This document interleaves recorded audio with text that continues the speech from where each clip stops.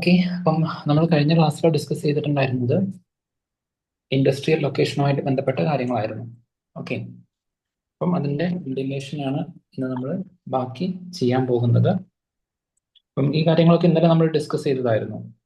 അതായത് ഡിഫറെൻ്റ് ആയിട്ടുള്ള ഇൻപുട്ടുകൾ, ഇൻഡസ്ട്രീനെ ഇമ്പാക്ട് ചെയ്യുന്ന ഡിഫറെൻ്റ് ആയിട്ടുള്ള ഇൻപുട്ടുകൾ, കാര്യങ്ങൾ എന്തൊക്കെയാണ്, അതുപോലെ ഒരു ഇൻഡസ്ട്രിയിൽ നിന്ന് നമുക്ക് കിട്ടുന്ന ഔട്ട്പുട്ട് കാര്യങ്ങൾ എന്തൊക്കെയാണ്, ഇതൊക്കെ നമ്മൾ ഓൾറെഡി ഡിസ്കസ് ചെയ്ത കാര്യങ്ങളായിരുന്നു.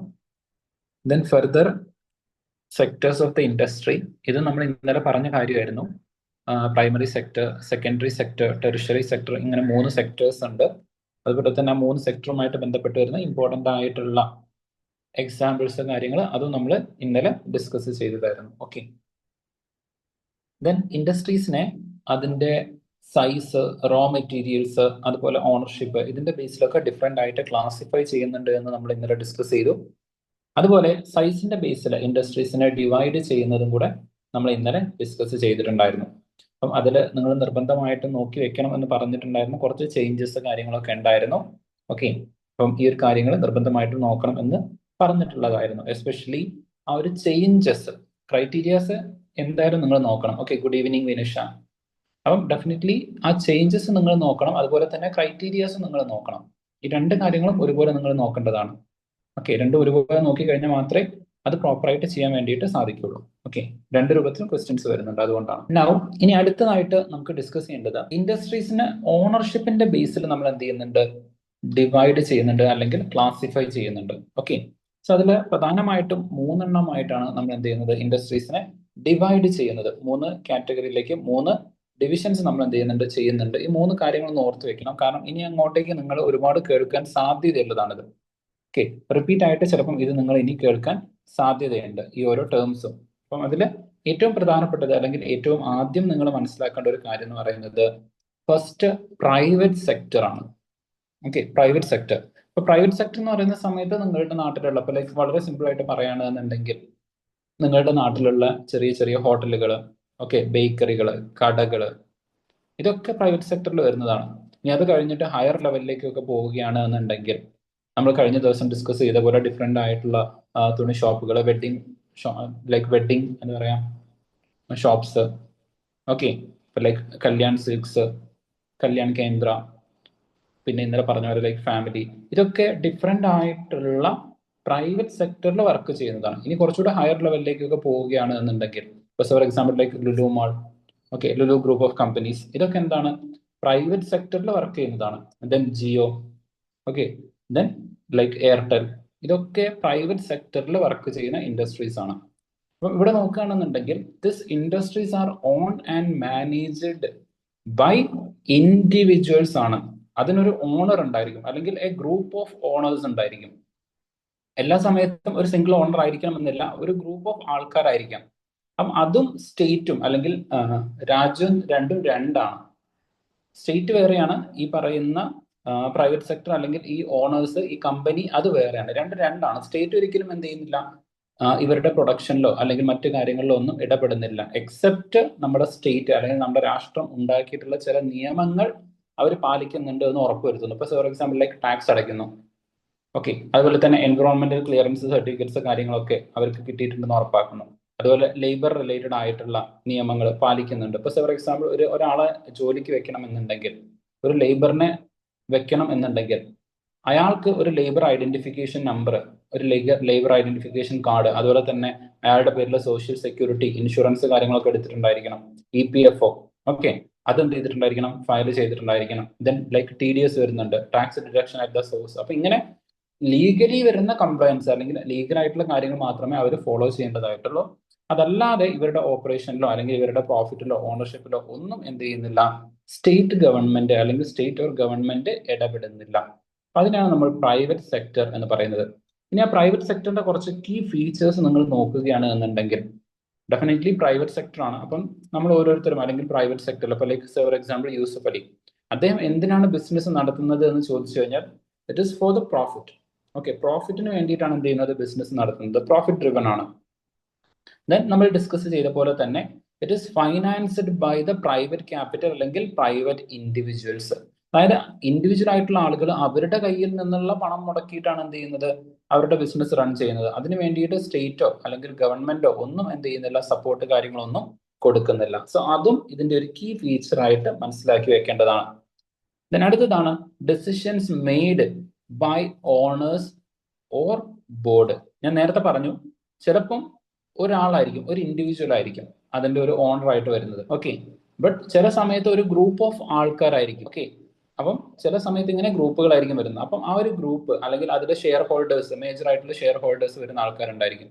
അപ്പം ഇവരെല്ലാവരും കൂടെ ചേർന്നിട്ടായിരിക്കും ഇതിന്റെ തീരുമാനങ്ങൾ എടുക്കുന്നത്. ഒരു ഡയറക്ടർ ബോർഡ് ഉണ്ടായിരിക്കും. ഓക്കെ, സോ അങ്ങനെയായിരിക്കണം അതിന്റെ തീരുമാനങ്ങൾ കാര്യങ്ങളൊക്കെ എടുക്കുന്നത്. അടുത്തത് ഇതിന്റെ ഒരു ലൈക്ക് റേഞ്ച് എന്ന് വെച്ച് കഴിഞ്ഞാൽ സ്മോൾ ടു ലൈക്ക് ലാർജ് സ്കെയിലാണ്. അതായത് ഞാൻ നേരത്തെ പറഞ്ഞ പോലെ നിങ്ങളുടെ നാട്ടിലുള്ള നിങ്ങൾ കടകൾ വാങ്ങുന്ന, പച്ചക്കറി വാങ്ങുന്ന ഒരു കട മുതൽ ഗൂഗിൾ വരെ ഇതെല്ലാം നിങ്ങൾ നോക്കുകയാണ് എന്നുണ്ടെങ്കിൽ ഇതെല്ലാം എന്താണ്, പ്രൈവറ്റ് സെക്ടർ ആണ്. All this are private sector industries. Then അടുത്തത് ഇതേപോലെ നെക്സ്റ്റ് കാറ്റഗറിയിലേക്ക് വരുന്നതാണ് പബ്ലിക് സെക്ടർ. അപ്പം പബ്ലിക് സെക്ടറിലേക്ക് വരുന്ന സമയത്ത് ഇവിടെ ഗവൺമെന്റ് ആണ് എന്ത് ചെയ്യുന്നത്, ഫണ്ട് ചെയ്യുന്നതും ഓൺ ചെയ്യുന്നതും. ഓക്കെ, ഇപ്പൊ ഫോർ എക്സാമ്പിൾ നമ്മുടെ നാട്ടിലുള്ള പ്രൈമറി ഹെൽത്ത് കെയർ സെന്റേഴ്സ്, അതല്ലെങ്കിൽ ഡിസ്ട്രിക്ട് ഹെൽത്ത് കെയർ സെന്റേഴ്സ് വരുന്നുണ്ട്, കമ്മ്യൂണിറ്റി ഹെൽത്ത് കെയർ സെന്റേഴ്സ് വരുന്നുണ്ട്. ഇനി അതല്ല എന്നുണ്ടെങ്കിൽ ഫോർ എക്സാമ്പിൾ നമ്മുടെ KSRTC, ഇന്ത്യൻ റെയിൽവേ, ഇതൊക്കെ ഡിഫറെന്റ് ആയിട്ടുള്ള ഇൻഡസ്ട്രീസ് ആണ്. അപ്പം ഇതെല്ലാം ഓൺ ചെയ്യുന്നത് സ്റ്റേറ്റ് ഗവൺമെന്റ്, സെൻട്രൽ ഗവൺമെന്റ് ഒക്കെയാണ്. അത് റൺ ചെയ്യുന്നത്, ഓപ്പറേറ്റ് ചെയ്യുന്നത്, അതിന് വേണ്ടിയിട്ടുള്ള ഇൻവെസ്റ്റ്മെന്റ് ചെയ്യുന്നത്, അതിലേക്ക് ആളുകളെ റിക്രൂട്ട് ചെയ്യുന്നത്, അവർക്കുള്ള സാലറി കൊടുക്കുന്നത്, ഇതിന്റെ മെയിൻ്റെനൻസ്, ഇതിന്റെ ഈവൻ ദ റിവ്യൂ. ഓക്കെ, ഇനി ആൾക്കാർക്ക് എന്തെങ്കിലും ബുദ്ധിമുട്ടുണ്ടെങ്കിൽ ഗ്രീവൻസ് റിഡ്രസൽ, ഇങ്ങനത്തെ എല്ലാ കാര്യങ്ങളും ചെയ്യുന്നത് ഗവൺമെന്റ് ആണ് കംപ്ലീറ്റ്ലി. അപ്പൊ അതിനെയാണ് നമ്മൾ എന്തെന്ന് പറയുന്നത്, പബ്ലിക് സെക്ടർ എന്ന് പറയുന്നത്. So it will B owned and operated by central or the state government. Central അല്ലെങ്കിൽ സ്റ്റേറ്റ് ഗവൺമെന്റ് ഓൺ ചെയ്യുകയും ഓപ്പറേറ്റ് ചെയ്യുകയും ചെയ്യുന്ന ഇൻഡസ്ട്രീസിനെയാണ് നമ്മൾ പബ്ലിക് സെക്ടർ ഇൻഡസ്ട്രീസ് എന്ന് പറയുന്നത്. അപ്പോൾ സ്വാഭാവികമായിട്ടും ഗവൺമെന്റ് ഇത് നടത്തുന്നത് പ്രോഫിറ്റിന് വേണ്ടിയിട്ടായിരിക്കില്ല. Government is not running this for the profit. ഒരു പ്രോഫിറ്റ് ഉണ്ടാക്കണം അല്ലെങ്കിൽ അതിൽ നിന്നൊരു വരുമാനം ഉണ്ടാക്കണം എന്നുള്ളത് മാത്രമായിരിക്കില്ല ഗവൺമെന്റിന്റെ ലക്ഷ്യം എന്ന് പറയുന്നത്. ഇപ്പൊ ഫോർ എക്സാമ്പിൾ ഗവൺമെന്റ് ഒരു ഹോസ്പിറ്റൽ നടത്തുന്നു. ഗവൺമെന്റ് ഹോസ്പിറ്റൽ നടത്തുന്നത് അതിൽ നിന്ന് പ്രോഫിറ്റ് ഉണ്ടാക്കാൻ വേണ്ടിയിട്ടല്ല. നിങ്ങൾ തന്നെ പലപ്പോഴും പ്രൈമറി ഹെൽത്ത് കെയർ സെന്ററിലൊക്കെ പോയി കഴിഞ്ഞാൽ ചിലപ്പോൾ 5 രൂപ അല്ലെങ്കിൽ 10 രൂപയൊക്കെ ആയിരിക്കും അവിടെ ടോക്കൺ എടുക്കേണ്ട ഫീ. ഡോക്ടറെ കാണിക്കുന്നതിന് വേണ്ടിയിട്ട് കൺസൾട്ടിങ് ഫീ ഒന്നും നിങ്ങൾ കൊടുക്കേണ്ടതില്ല. ഇനി മരുന്ന് എടുക്കുന്ന സമയത്ത് പോലും പലപ്പോഴും എന്ത് ചെയ്യേണ്ടതില്ല, എമൗണ്ട് കൊടുക്കേണ്ടതായിട്ടില്ല. ഇനി ഇൻ കേസ് വല്ല മരുന്നും അവിടെ ഇല്ല എന്നുണ്ടെങ്കിൽ പുറത്ത് നിന്ന് വാങ്ങിക്കുന്ന സമയത്ത് മാത്രമേ നിങ്ങൾ എന്ത് ചെയ്യേണ്ടതുള്ളൂ, പൈസ കൊടുക്കേണ്ടതുള്ളൂ. ഒരു 5 രൂപ അല്ലെങ്കിൽ ഒരു 10 രൂപ കൊടുത്തു കഴിഞ്ഞാൽ നിങ്ങൾക്ക് എന്ത് ചെയ്യാം, കംപ്ലീറ്റ് ട്രീറ്റ്മെന്റ് അവിടുന്ന് കിട്ടുന്നതായിരിക്കും. ഡോക്ടേഴ്സിന്റെ കൺസൾട്ടേഷനും കിട്ടുന്നതായിരിക്കും, മരുന്നും കിട്ടുന്നതായിരിക്കും. അപ്പം ഇത് എങ്ങനെ നടക്കുന്നു എന്ന് ചോദിച്ചു കഴിഞ്ഞാൽ ഗവൺമെന്റിന് ഇത്തരത്തിലുള്ള ഇൻഡസ്ട്രീസ് റൺ ചെയ്യുന്നത് ഒരു പ്രോഫിറ്റ് മോട്ടീവിന്റെ പുറത്തല്ല. എന്നാൽ ഇതേ ചെക്കപ്പ് അല്ലെങ്കിൽ ഇതേപോലത്തെ ഒരു ചികിത്സ, ഒരു ട്രീറ്റ്മെന്റ്, ഒരു ഡോക്ടർ കൺസൾട്ടേഷൻ അത് നിങ്ങൾ പ്രൈവറ്റ് സെക്ടറിൽ പോയി ചെയ്യുകയാണെന്നുണ്ടെങ്കിൽ മിനിമം 500 രൂപ നിങ്ങൾക്ക് ചിലവാകും. പ്ലസ് അതിന്റെ മരുന്നിന്റെ കോസ്റ്റ്, ബാക്കിയുള്ള കാര്യങ്ങളൊക്കെ എക്സ്ട്രാ അഡീഷണൽ ആയിട്ടുള്ളത് അത് നിങ്ങൾക്ക് വരും. അപ്പം ഗവൺമെന്റ് റൺ ചെയ്യുന്നത് it is for the public വെൽഫെയറും അതുപോലെ തന്നെ സ്ട്രാറ്റജിക് കൺട്രോളിനും വേണ്ടിയിട്ടാണ്. അപ്പൊ പബ്ലിക് വെൽഫെയർ എന്ന് പറയുന്നത്, ഫസ്റ്റ് നമുക്ക് ഈ ഒരു കാര്യം ഡിസ്കസ് ചെയ്യാം. Why the government is running industries for the public welfare. Public വെൽഫെയറിന് വേണ്ടിയിട്ട് എന്തിനാണ് അല്ലെങ്കിൽ എന്തുകൊണ്ടാണ് ഗവൺമെന്റ് ഇതുപോലുള്ള ഇൻഡസ്ട്രീസ് റൺ ചെയ്യുന്നത് എന്നുള്ളത് നോക്കാം. For example health, education. Okay, നിങ്ങളൊക്കെ ചിലപ്പം നിങ്ങളിൽ പലരും ഗവൺമെന്റ് സ്കൂളുകളിൽ പഠിച്ചിട്ടുള്ള ആൾക്കാരായിരിക്കും. അപ്പൊ ഗവൺമെന്റ് സ്കൂളിൽ പഠിക്കുന്ന സമയത്ത് നിങ്ങൾ ആരും പ്രത്യേകിച്ച് ഒരു എമൗണ്ട് അല്ലെങ്കിൽ പ്രത്യേകിച്ച് ഒരു പണം അവിടെ അടച്ചിട്ടുണ്ടാവില്ല, അടയ്ക്കേണ്ട കാര്യമില്ല. കാരണം അത് ഗവൺമെന്റ് നമുക്ക് തരുന്ന സേവനമാണ്. ഓക്കെ, ഗവൺമെന്റ് നമുക്ക് തരുന്ന സേവനമാണ്. So we don't have to pay anything for that. അത് നമ്മളുടെ റൈറ്റ് ആണ്, നമ്മുടെ ഇന്ത്യൻ കോൺസ്റ്റിറ്റ്യൂഷനിൽ പറഞ്ഞിരിക്കുന്ന ഒരു റൈറ്റും കൂടിയാണ്. അതുപോലെ തന്നെ എന്താണ്, DPSPയിൽ പറഞ്ഞിരിക്കുന്ന കാര്യമാണ് നമുക്കുള്ള ബേസിക് ആയിട്ടുള്ള എഡ്യൂക്കേഷൻ എന്ന് പറയുന്നത്. So the state has to provide it. എന്നാൽ അതേസമയം നിങ്ങളൊരു CBSE സ്കൂളിൽ അല്ലെങ്കിൽ ഒരു പ്രൈവറ്റ് സ്കൂളിലാണ് പഠിക്കുന്നത് എന്നുണ്ടെങ്കിൽ മാസം you have to pay the amount, monthly you have to pay the amount, or yearly you have to pay the amount. അപ്പം ആ ഒരു ഡിഫറൻസ് എന്ത് ചെയ്യുന്നുണ്ട്, അവിടെ വരുന്നുണ്ട്. അപ്പൊ അത് എന്തിനു വേണ്ടിയിട്ടാണ്, ജനങ്ങളുടെ വിദ്യാഭ്യാസം, ജനങ്ങളുടെ ഹെൽത്ത്, ഇതിലെല്ലാം ഇംപ്രൂവ്മെന്റ് കൊണ്ടുവരുന്നതിന് വേണ്ടിയിട്ടാണ്. So it's four the public welfare, ജനങ്ങളുടെ വെൽഫെയറിന് വേണ്ടിയിട്ടാണ്. Then the next is strategic control. So strategic control എന്നതുകൊണ്ട് എന്താണ് ഉദ്ദേശിക്കുന്നത്? സോ സ്ട്രാറ്റജിക് കൺട്രോൾ, ഇപ്പോൾ ഫോർ എക്സാമ്പിൾ ലൈക്ക് റെയിൽവേ എന്ന് പറയുന്നത് ഒരു രാജ്യത്തിന്റെ നമ്മുടെ ബോഡിയിലെ നെർവസ് സിസ്റ്റം പോലെയാണ്. റെയിൽവേ എന്ന് പറയുന്നത് ഇന്ത്യനെ സംബന്ധിച്ച്. അപ്പം ഇന്ത്യയിലെ എൻറ്റയർ ആയിട്ടുള്ള ട്രാൻസ്പോർട്ട് സിസ്റ്റത്തിന്റെ ഒരു മേജർ ഷെയർ ഹാൻഡിൽ ചെയ്യുന്നത് റെയിൽവേ ആണ്. അപ്പൊ ആ റെയിൽവേ സെക്ടർ എന്ന് പറയുന്നത് ഒരു സ്ട്രാറ്റജിക് ആയിട്ട് ഒരു രാജ്യത്തിന്റെ കാര്യങ്ങളെ കൺട്രോൾ ചെയ്യാൻ വേണ്ടിയിട്ടാണ്. ഇപ്പൊ for example like ISRO, government അല്ലെങ്കിൽ സ്പേസ് സെക്ടറിൽ കറന്റ് ഇപ്പം വർക്ക് ചെയ്യുന്നതിൽ മേജർ ആയിട്ട് വരുന്നതും ഗവൺമെന്റ് സെക്ടറിൽ നിന്ന് നോക്കുകയാണെന്നുണ്ടെങ്കിൽ അല്ലെങ്കിൽ എൻ്റെ സെക്ടേഴ്സ് നോക്കുകയാണെന്നുണ്ടെങ്കിൽ ഇസ്രോ തന്നെയാണ്. ഇനി അതിനെ കുറെ കൂടെ പ്രൈവറ്റൈസ് ചെയ്യാൻ വേണ്ടിയിട്ട് ആൻഡ്രിക്സ് കോർപ്പറേഷൻ ഒക്കെ നമ്മൾ എന്ത് ചെയ്തിട്ടുണ്ട്, എക്സ്റ്റാബ്ലിഷ് ചെയ്തിട്ടുണ്ട്. ബട്ട് ഈവൻ നൗ നമ്മൾ ഇപ്പോഴും ഏറ്റവും കൂടുതലായിട്ട് ഗവൺമെന്റ് സൈഡിൽ നിന്ന് തന്നെയാണ് ഫണ്ടിങ്, റിസർച്ച് കാര്യങ്ങളൊക്കെ നടന്നുകൊണ്ടിരിക്കുന്നത്. ഇനി atomic sector, atomic energy, atomic reactors, definitely ഇപ്പൊ നിങ്ങൾ ലൈക്ക് അംബാനിക്കും ആദാനിക്കും ഒക്കെ തെർമൽ പവർ പ്ലാന്റ്സ് ഉണ്ട്. അവർക്കൊക്കെ എന്തുണ്ട്, ഇലക്ട്രിസിറ്റി ഉത്പാദിപ്പിക്കുന്ന പവർ പ്ലാന്റുകൾ ഉണ്ട്. അവിടുന്ന് ഇലക്ട്രിസിറ്റി ഉത്പാദിപ്പിക്കുന്നുണ്ട്, അത് അവരെന്ത് ചെയ്യുന്നുണ്ട്, സെല്ല് ചെയ്യുന്നുണ്ട്. പക്ഷേ അറ്റോമിക് എനർജി എന്ന് പറയുന്നത് ഗവൺമെന്റ് മാത്രമാണ്. അതായത് ആദാനിക്കും അംബാനിക്കും വേണമെങ്കിൽ തെർമൽ പവർ പ്ലാന്റ്സ് എന്ത് ചെയ്യാം, എസ്റ്റാബ്ലിഷ് ചെയ്യാം. ഗ്യാസ് പവർ പ്ലാന്റ്സ് അത് അവർക്ക് എസ്റ്റാബ്ലിഷ് ചെയ്യാം. റിന്യൂവബിൾ പവർ പ്ലാന്റ്സ് എസ്റ്റാബ്ലിഷ് ചെയ്യാം. പക്ഷേ അറ്റോമിക് എനർജി അവർക്ക് ചെയ്യാൻ പറ്റില്ല. കാരണം അതൊരു ഡ്യുവൽ യൂസ്. നമ്മൾ സാധാരണ നമ്മൾ കത്തി നമുക്ക് എന്ത് ചെയ്യാം, സാധനങ്ങൾ കട്ട് ചെയ്യാൻ വേണ്ടിയിട്ടും യൂസ് ചെയ്യാം, ഒരാളെ കൊല്ലാൻ വേണ്ടിയിട്ടും യൂസ് ചെയ്യാം. The same way atomic energy എന്ന് പറയുന്നത് നമുക്ക് എനർജി പ്രൊഡ്യൂസ് ചെയ്യാൻ വേണ്ടിയിട്ടും യൂസ് ചെയ്യാം. But at the same time it can be used to make or to create atom bombs. അപ്പൊ അതൊരു ഡ്യുവൽ യൂസ് ആയിട്ട് വരുന്ന സാധനമായതുകൊണ്ട് തന്നെ അതിന്റെ സ്ട്രാറ്റജിക് കൺട്രോൾ കീപ്പ് ചെയ്യുന്നത് ഗവൺമെന്റ് ആണ്. ഇൻ കേസ് ഇതങ്ങാനും പ്രൈവറ്റ് സെക്ടറിന് കൊടുത്ത് അവിടുന്ന് അത് ഫോർ എക്സാമ്പിൾ ഒരു ടെററിസ്റ്റ് ഗ്രൂപ്പിന്റെ അടുത്തേക്കൊക്കെ ലീക്ക് ആയി കഴിഞ്ഞാൽ that will be a threat not just to India but for the entire globe. entire ഗ്ലോബിന് തന്നെ അതൊരു ത്രെട്ട് ആയിരിക്കും. അപ്പൊ അതുകൊണ്ട് തന്നെ ചില കാര്യങ്ങളിൽ സ്ട്രാറ്റജിക് ആയിട്ട് ഗവൺമെന്റിന്റെ ഒരു അതോറിറ്റി നിലനിർത്തുന്നതിന് വേണ്ടിയിട്ട്, സ്ട്രാറ്റജിക് കൺട്രോളിന് വേണ്ടിയിട്ടും ഗവൺമെന്റ് എന്ത് ചെയ്യുന്നുണ്ട്, ചില ഇൻഡസ്ട്രീസ് റൺ ചെയ്യുന്നുണ്ട്. ഓക്കെ, ദെൻ അവിടേക്ക് വരുന്ന ഫീച്ചേഴ്സ് നിങ്ങൾ നോക്കുകയാണെന്നുണ്ടെങ്കിൽ ഡെഫിനറ്റ്ലി ഇതിന് ഫണ്ട് കൊടുക്കുന്നത് ഗവൺമെന്റ് ആണ്. എന്ന് വെച്ച് കഴിഞ്ഞാൽ പബ്ലിക് മണി, ഗവൺമെന്റ് ടാക്സുകളിൽ കൂടെ കളക്ട് ചെയ്യുന്ന എമൗണ്ട് അതായിരിക്കും എന്ത് ചെയ്യുന്നത്, ഇത്തരത്തിലുള്ള ഇൻഡസ്ട്രീസ് റൺ ചെയ്യുന്നതിന് വേണ്ടിയിട്ട് കൊടുക്കുന്നത്. പിന്നെ നമ്മൾ നേരത്തെ പറഞ്ഞ പോലെ it is managed by the government departments or the corporation. ഗവൺമെന്റിന്റെ അണ്ടറിൽ വരുന്ന ചില കോർപ്പറേഷൻ ഉണ്ട്. ഓക്കെ, സോ അവരായിരിക്കും എന്ത് ചെയ്യുന്നത്, ഇത് മാനേജ് ചെയ്യുന്നത്. ദെൻ ദ നെക്സ്റ്റ്, ഇത് ഏതെല്ലാം ഏരിയയിലാണ് ഫോക്കസ് ചെയ്യുന്നത് എന്ന് ചോദിച്ചു കഴിഞ്ഞാൽ they will be mostly focusing on the strategic sector, health, education, atomic energy, space sector. ഇതുപോലത്തെ വളരെ സ്ട്രാറ്റജിക് ആയിട്ടുള്ള ഏരിയാസിലായിരിക്കും ഇവരെന്ത് ചെയ്യുന്നത്, ഗവൺമെന്റ് ഫോക്കസ് ചെയ്യുന്നത്. ദെൻ നേരത്തെ പറഞ്ഞ പോലെ profit is not the sole motive. So like അതായത് പ്രോഫിറ്റിന് വേണ്ടിയിട്ട്, ഇൻകം ജനറേറ്റ് ചെയ്യാൻ വേണ്ടിയിട്ട് ജനങ്ങളുടെ അടുത്ത് നിന്ന് പണം കളക്ട് ചെയ്യുക എന്നതല്ല ഇത്തരത്തിലുള്ള ഇൻഡസ്ട്രീസിന്റെ ഒബ്ജക്റ്റീവ് എന്ന് പറയുന്നത്. മറിച്ച് ജനങ്ങൾക്ക് സേവനം കൊടുക്കുക എന്നുള്ളതാണ്, സർവീസ് കൊടുക്കുക എന്നുള്ളതാണ്. അപ്പൊ അതുകൊണ്ട് തന്നെ ഈ ഫീച്ചേഴ്സും കാര്യങ്ങളൊക്കെ ജസ്റ്റ് ഒന്ന് ഓർത്ത് വെക്കണം. ഇതുമായിട്ട് ബന്ധപ്പെട്ടിട്ട് പ്രീവിയസ് ഇയറിലെ ക്വസ്റ്റ്യൻസ് വന്നിട്ടുണ്ട്. Okay, then the next is joint initiative. ഇപ്പൊ ഫോർ എക്സാമ്പിൾ ചില ഇൻഡസ്ട്രീസ് അത് ഗവൺമെന്റ് മാത്രമായിട്ടായിരിക്കില്ല ചെയ്യുന്നത്. ഗവൺമെന്റും അതുപോലെ തന്നെ പ്രൈവറ്റ് സെക്ടറും, പബ്ലിക് ആൻഡ് പ്രൈവറ്റ് സെക്ടർ, ഗവൺമെന്റും പ്രൈവറ്റ് സെക്ടറും ജോയിന്റ് ആയിട്ടായിരിക്കും ചില കാര്യങ്ങൾ ചെയ്യുന്നത്.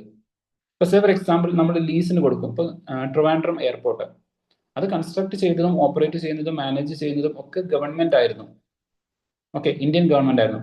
ബട്ട് റീസെന്റ് അതിന് എന്ത് ചെയ്തു, ആദാനിക്ക് ലീസിന് കൊടുത്തു. ഇപ്പൊ അതിന്റെ ഓപ്പറേഷൻ ആരാണ് ചെയ്യുന്നത്, ആദാനിയാണ് ചെയ്യുന്നത്. അതിൽ നിന്നുള്ള പ്രോഫിറ്റ് ആരാണ് ഉണ്ടാക്കുന്നത്, ആദാനിയാണ് ഉണ്ടാക്കുന്നത്. ഓക്കെ, ആ പ്രോഫിറ്റിന്റെ ഒരു ഷെയർ ഈ ലീസ് എമൗണ്ട് ആയിട്ട് എന്ത് ചെയ്തിട്ടുണ്ട്, ഗവൺമെന്റിന് ഓൾറെഡി കൊടുത്തിട്ടുണ്ട്. അപ്പം അവിടെ നമ്മൾ നോക്കുന്ന സമയത്ത് ഓൺ ബൈ ദ ഗവൺമെന്റ് ആണ്, operated by the private sector ആണ്. അപ്പൊ ഇതിനെയാണ് നമ്മൾ ജോയിന്റ് സെക്ടേഴ്സ് എന്ന് പറയുന്നത്. ചിലപ്പോൾ ചില സെക്ടേഴ്സ് ജോയിന്റ് ആയിട്ട് ഡെവലപ്പ് ചെയ്യുകയും ചെയ്യും. ഓക്കെ, ലൈക്ക് ജോയിന്റ് ആയിട്ട് എന്ത് ചെയ്യുന്നുണ്ട്, ടൈപ്പ് വരുന്നുണ്ട്. ഇപ്പൊ ഫോർ എക്സാമ്പിൾ ലൈക്ക് ടാറ്റയും അതുപോലെ തന്നെ BSNL ഇത് രണ്ടും കൂടെ ടൈപ്പ് ചെയ്യാൻ വേണ്ടിയിട്ട് പോവുകയാണ്.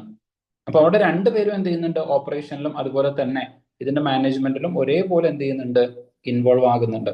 രണ്ട് സൈഡിൽ നിന്നും കോൺട്രിബ്യൂഷൻസ് വരും. അപ്പം ഇതും ഒരു ഫോം ഓഫ് ഇൻഡസ്ട്രിയൽ എസ്റ്റാബ്ലിഷ്മെന്റ് ആണ്. അവിടുത്തെ ഓണർഷിപ്പ് അതുപോലെ മാനേജ്മെന്റ് റൈറ്റ്സ് ഈ കാര്യങ്ങളൊക്കെ ബേസ്ഡ് അപ്പോൺ ദി എഗ്രിമെന്റ്, ഗവൺമെന്റും അതുപോലെ തന്നെ, അതായത് ഗവൺമെന്റ് അല്ലെങ്കിൽ പബ്ലിക് സെക്ടറും പ്രൈവറ്റ് സെക്ടറും തമ്മിലുള്ള ആ ഒരു എഗ്രിമെന്റിന്റെ ബേസിലായിരിക്കും ഇവിടുത്തെ കാര്യങ്ങൾ തീരുമാനിക്കപ്പെടുന്നത്.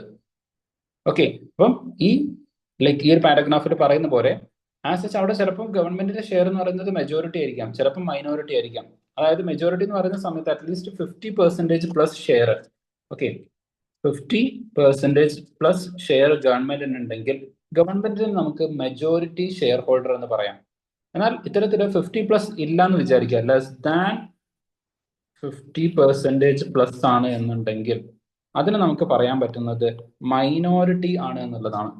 പലപ്പോഴും സ്ലാബുകളായിട്ടാണ് ഗവൺമെന്റ് ഇത്തരത്തിലുള്ള ഡീസെൻട്രലൈസ്ഡ് അല്ലെങ്കിൽ ലൈക്ക് പ്രൈവറ്റൈസ്ഡ് ആയിട്ട് പ്രൈവറ്റ് ഓണേഴ്സിന് കൊടുക്കാറുള്ളത്. ഇപ്പൊ നോർമലി കൊടുക്കാറുള്ളത് 24%, 24% കൊടുക്കാറുണ്ട്. 50% or not 50, it's like 49%. Then 51% കൊടുക്കാറുണ്ട്. ദെൻ 74% കൊടുക്കാറുണ്ട്. ഇതൊക്കെയാണ് ഡിഫറെന്റ് ആയിട്ടുള്ള സ്ലാബ്. അപ്പൊ ഇത് നോക്കിയാൽ നിങ്ങൾക്ക് മനസ്സിലാവും 25-ൽ നിന്ന് 1% കുറവ്, അതാണ് 24%. പിന്നെ 50-ൽ നിന്ന് 1% കുറവ് 49%.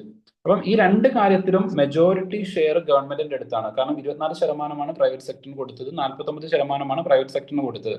അപ്പം ഫസ്റ്റത്തെ കേസിൽ 74% എന്താണ് ഗവൺമെന്റിന്റെ കൺട്രോളിലാണ്.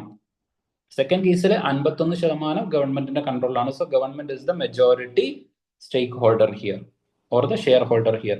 ദെൻ അടുത്ത രണ്ട് കേസിലേക്ക് വരുന്ന സമയത്ത് 51%-ഉം 74%-ഉം ഈ രണ്ട് കേസിലും 51% ഓൺ ചെയ്യുന്നത് പ്രൈവറ്റ് സെക്ടറാണ്, 74% ഓൺ ചെയ്യുന്നത് പ്രൈവറ്റ് സെക്ടറാണ്. അപ്പൊ അതെന്താണ്, കൂടുതലായിട്ട് പ്രൈവറ്റ് സെക്ടറിനാണ് അവിടെ മേജർ സ്റ്റേക്ക് ഹോൾഡർ ആയിട്ട് വരുന്നത് അല്ലെങ്കിൽ ഷെയർ ഹോൾഡിംഗ് വരുന്നത്. അപ്പം ഈ രണ്ട് ഇങ്ങനെ ഡിഫറെന്റ് സ്ലാബുകളിലായിട്ടാണ് ഗവൺമെന്റ് പ്രൈവറ്റൈസ് ചെയ്യാറുള്ളത് അല്ലെങ്കിൽ പ്രൈവറ്റ് സെക്ടറിനെ ഇൻവൈറ്റ് ചെയ്യാറുള്ളത് to be a part of their industries. Okay, now ഇതിന്റെ കീ ഫീച്ചേഴ്സ് നോക്കുകയാണെന്നുണ്ടെങ്കിൽ there will be a partnership അല്ലെങ്കിൽ ഒരു agreement between the public and the private sector. Public സെക്ടറും പ്രൈവറ്റ് സെക്ടറും തമ്മിലുള്ള ഒരു എഗ്രിമെന്റ് ഉണ്ടായിരിക്കും. അതിന്റെ ബേസിലായിരിക്കും കാര്യങ്ങൾ എന്ത് ചെയ്യുന്നത്, തീരുമാനിക്കപ്പെടുന്നത്. അതിനടുത്തതാണ് shared investment and the decision making. അവിടെ ഒരു ഷെയറിംഗ് നടക്കുന്നുണ്ടായിരിക്കും. ചിലപ്പം ഇൻവെസ്റ്റ്മെന്റിന്റെ കാര്യത്തിലായിരിക്കും. അതായത് നേരത്തെ ഞാൻ പറഞ്ഞ പോലെ 49% ഗവൺമെന്റ് എടുക്കും, 51% പ്രൈവറ്റ് സെക്ടർ എടുക്കണം. അതല്ലെങ്കിൽ 74% പ്രൈവറ്റ് സെക്ടർ എടുക്കണം, 26% ഗവൺമെന്റ് എടുക്കും. ഇനി അതല്ലാന്നുണ്ടെങ്കിൽ 76% ഗവൺമെന്റ് എടുക്കും, 24% പ്രൈവറ്റ് സെക്ടർ എടുക്കണം. അപ്പൊ ഇങ്ങനെ ഒരു ഷെയറിംഗ് ഉണ്ടായിരിക്കും. അതുപോലെ തന്നെ ഡിസിഷൻ മേക്കിംഗ്, അതായത് മേജർ സ്റ്റേക്ക് ഹോൾഡർ ഇപ്പൊ നമ്മുടെ 50% പ്ലസ്, നേരത്തെ പറഞ്ഞ പോലെ 50% പ്ലസ് ഗവൺമെന്റിന്റെ കയ്യിലാണ് എന്ന് വിചാരിക്കുക. 50% പ്ലസ് ഗവൺമെന്റിന്റെ കയ്യിലാണ് എന്നുണ്ടെങ്കിൽ ഇതിനെ സ്ട്രാറ്റജിക് ഷെയർ ഹോൾഡിംഗ് എന്ന് പറയും. സ്ട്രാറ്റജിക് ഷെയർ ഹോൾഡിംഗ് എന്ന് വെച്ച് കഴിഞ്ഞാൽ അത്തരം കാര്യങ്ങളിൽ ഡിസിഷൻ എടുക്കാനുള്ള തീരുമാനം ഗവൺമെന്റിനായിരിക്കും.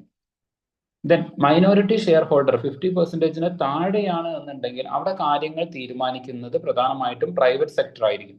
അപ്പം ബേസ്ഡ് അപ്പോൺ ദ ഇൻവെസ്റ്റ്മെന്റ് തന്നെയാണ് പലപ്പോഴും ഡിസിഷൻ മേക്കിംഗ് കൂടെ എന്ത് ചെയ്യാറുള്ളത്, തീരുമാനിക്കപ്പെടാറുള്ളത്. ദെൻ ഇങ്ങനെ ചെയ്യുന്നത് എന്തിനു വേണ്ടിയിട്ടാണ് എന്ന് ചോദിച്ചു കഴിഞ്ഞാൽ ഇപ്പൊ ഗവൺമെന്റിന്റെ റിസോഴ്സ് വെച്ചിട്ട് ഒരുപാട് ഇൻഡസ്ട്രീസ് ചിലപ്പം എസ്റ്റാബ്ലിഷ് ചെയ്യാൻ വേണ്ടിയിട്ട് സാധിക്കണമെന്നില്ല. അതായത് ഗവൺമെന്റ് കൂടുതൽ സ്ട്രാറ്റജിക് ആയിട്ടുള്ള ഏരിയാസിലേക്ക് ഇൻവെസ്റ്റ് ചെയ്യണം. ഇപ്പൊ ഹെൽത്ത്, അതുപോലെ തന്നെ ലൈക്ക് എഡ്യൂക്കേഷൻ, നേരത്തെ പറഞ്ഞ പോലെ സ്പേസ്, ഇങ്ങനത്തെ പല സ്ട്രാറ്റജിക് ഏരിയയിലും ഗവൺമെന്റ് ഇൻവെസ്റ്റ് ചെയ്ത് പിന്നെ ഒരു പുതിയ ഇൻഡസ്ട്രിക്ക് വേണ്ടിയിട്ട് സ്റ്റാർട്ട് ചെയ്യാൻ ഗവൺമെന്റിന്റെ അടുത്ത് പണം ഉണ്ടാവില്ല. എന്നാൽ കുറച്ച് ഫണ്ട് അവൈലബിൾ ആണ്. അപ്പൊ അതുകൊണ്ട് എന്ത് ചെയ്യും, ഒരു പ്രൈവറ്റ് സെക്ടറിനെയും കൂടെ അല്ലെങ്കിൽ ഒരു പ്രൈവറ്റ് സ്റ്റേക്ക് ഹോൾഡറിനെയും കൂടെ ഇൻവൈറ്റ് ചെയ്യും. രണ്ടുപേരും കൂടെ അവരുടെ ഇൻവെസ്റ്റ്മെന്റ് കമ്പൈൻ ചെയ്തിട്ട് എന്ത് ചെയ്യും, ഇൻവെസ്റ്റ് ചെയ്യും. അപ്പൊ അങ്ങനെ വരുന്ന സമയത്ത് ചിലപ്പം ഫൈനാൻഷ്യൽ ഷോർട്ടേജ് കാരണമായിരിക്കാം. രണ്ടാമത്തത് ടു കമ്പൈൻ ദി എഫിഷ്യൻസി കൂട്ടുന്നതിന് വേണ്ടിയിട്ട്. ഇപ്പൊ നമുക്കറിയാം പലപ്പോഴും ഗവൺമെന്റ് സർവീസസിന് എഫിഷ്യൻസി ഇല്ല. പണ്ടൊക്കെ നമ്മൾ കേട്ടുകൊണ്ടിരുന്ന, ലൈക്ക് ഈവൻ ഇപ്പോഴും നമ്മൾ കേട്ടുകൊണ്ടിരിക്കുന്നതാണ്, ട്രെയിന് സമയത്ത് ഓടുന്നില്ല, KSRTC സമയത്ത് വരുന്നില്ല, ലൈക്ക് മാന്യമായിട്ട് ഈ പറയുന്ന ലൈക്ക് ട്രാവലേഴ്സ് അവരോട് എന്ത് ചെയ്യുന്നില്ല, മാന്യമായിട്ട് കസ്റ്റമേഴ്സിനോട് മാന്യമായിട്ട് പെരുമാറുന്നില്ല. ഇതൊക്കെ പലപ്പോഴും ഗവൺമെന്റ് സർവീസസ് അല്ലെങ്കിൽ ഗവൺമെന്റ് ഇൻഡസ്ട്രീസ് ഫേസ് ചെയ്യുന്ന ക്രിറ്റിസിസമാണ്. എന്നാൽ പ്രൈവറ്റ് സെക്ടറിലേക്ക് വരുന്ന സമയത്ത് അവിടെ കുറെ കൂടെ ബെറ്റർ ആയിട്ടുള്ള എക്സ്പീരിയൻസ് നമുക്ക് കിട്ടും. അപ്പൊ അതുകൊണ്ട് തന്നെ എന്ത് വേണം, എക്സ്പീരിയൻസ് അല്ലെങ്കിൽ എഫിഷ്യൻസി ഇതൊക്കെ ഇംപ്രൂവ് ചെയ്യുന്നതിന് വേണ്ടിയിട്ട് ഇത് ഹെൽപ്പ് ചെയ്യും. പിന്നെ സ്വാഭാവികമായിട്ടും നിങ്ങൾ കേട്ടിട്ടുള്ള കാര്യമായിരിക്കും, private sector versus public sector comparison നടക്കുന്ന സമയത്ത് ഏറ്റവും കൂടുതൽ കറപ്ഷൻ നടക്കുന്നതും പബ്ലിക് സെക്ടറിലാണ്. എന്ന് വെച്ച് കഴിഞ്ഞാൽ ഗവൺമെന്റ് സൈഡിലാണ്. ഡിഫറെന്റ് ഉദ്യോഗസ്ഥന്മാർ ഏതെങ്കിലും ഒരു ഫയലൊക്കെ ഒപ്പിട്ട് കൊടുക്കണമെന്നുണ്ടെങ്കിൽ, ഒരു for example NOC, no objection certificate ഒക്കെ കിട്ടണമെന്നുണ്ടെങ്കിൽ അതിന് പണം കൊടുക്കേണ്ട സിറ്റുവേഷൻ ആണ്.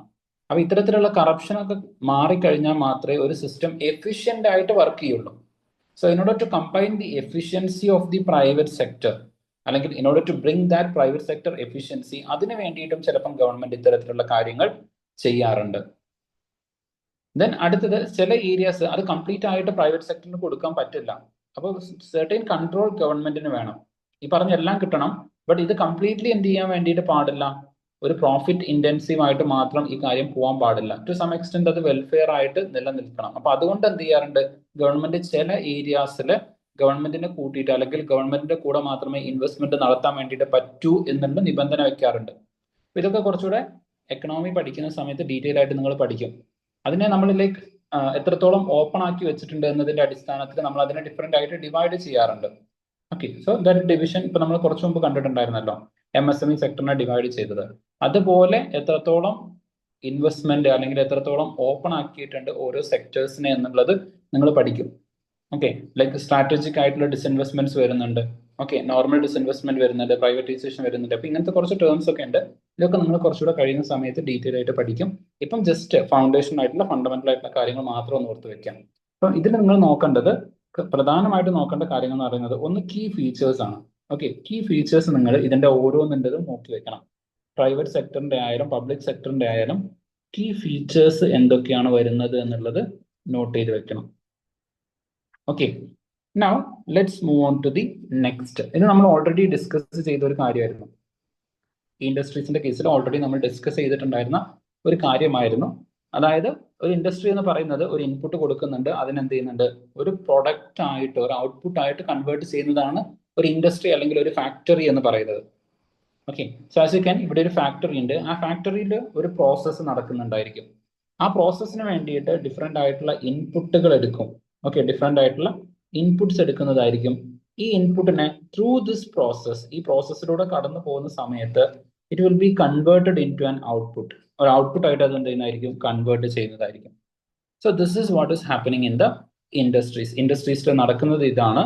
അത് ജസ്റ്റ് ഒന്ന് ഓർത്ത് വെക്കുക, കാരണം ചില സമയത്ത് നിങ്ങൾക്ക് മെയിൻസ് ആൻഡ് ആൻസർ എഴുതുന്ന സമയത്ത് ഇത്തരത്തിലുള്ള ഡയഗ്രാംസ് ഹെൽപ്പ് ചെയ്യും. ഇനി അതുപോലെ തന്നെ ഇങ്ങനെ സ്പെസിഫിക് ആയിട്ട് മനസ്സിലാക്കുന്ന സമയത്ത് മെയിൻസ് ആൻസർ റൈറ്റിംഗ് എഴുതുന്ന സമയത്ത് ഇപ്പൊ ഒരു ലൈക്ക് ഒരു ഇൻഡസ്ട്രിയൽ എസ്റ്റാബ്ലിഷ്മെന്റ്സ്, അതിനെ സ്വാധീനിക്കുന്ന ഘടകങ്ങൾ എന്തൊക്കെയാണ് എന്ന് നിങ്ങൾ ചോദിക്കുകയാണെന്നുണ്ടെങ്കിൽ ഈ പറയുന്ന ഓരോ ഇൻപുട്ടുകളും അതിനെ സ്വാധീനിക്കുന്ന ഘടകമാണ്.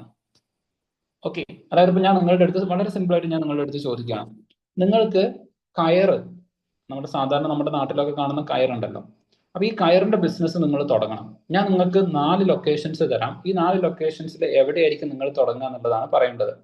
ഫസ്റ്റത്തേത് കേരളം, ആലപ്പുഴ.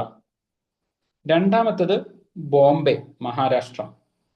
മൂന്നാമത്തേത് Ladakh, Jammu and Kashmir. Okay, then the next is Assam. Okay, ഇപ്പൊ ഞാൻ നിങ്ങൾക്ക് 4 ലൊക്കേഷൻസ് തന്നിട്ടുണ്ട്. ഇതിൽ എവിടെയായിരിക്കും നിങ്ങൾ നിങ്ങളുടെ കയർ ഫാക്ടറി തുടങ്ങുക? കേരളം, ആലപ്പുഴ തന്നെയായിരിക്കും sir. First option is Kerala, Alappuzha. Second option എവിടെയായിരിക്കും? Yes, Alappuzha and Assam. Okay, then second option എവിടെയായിരിക്കും?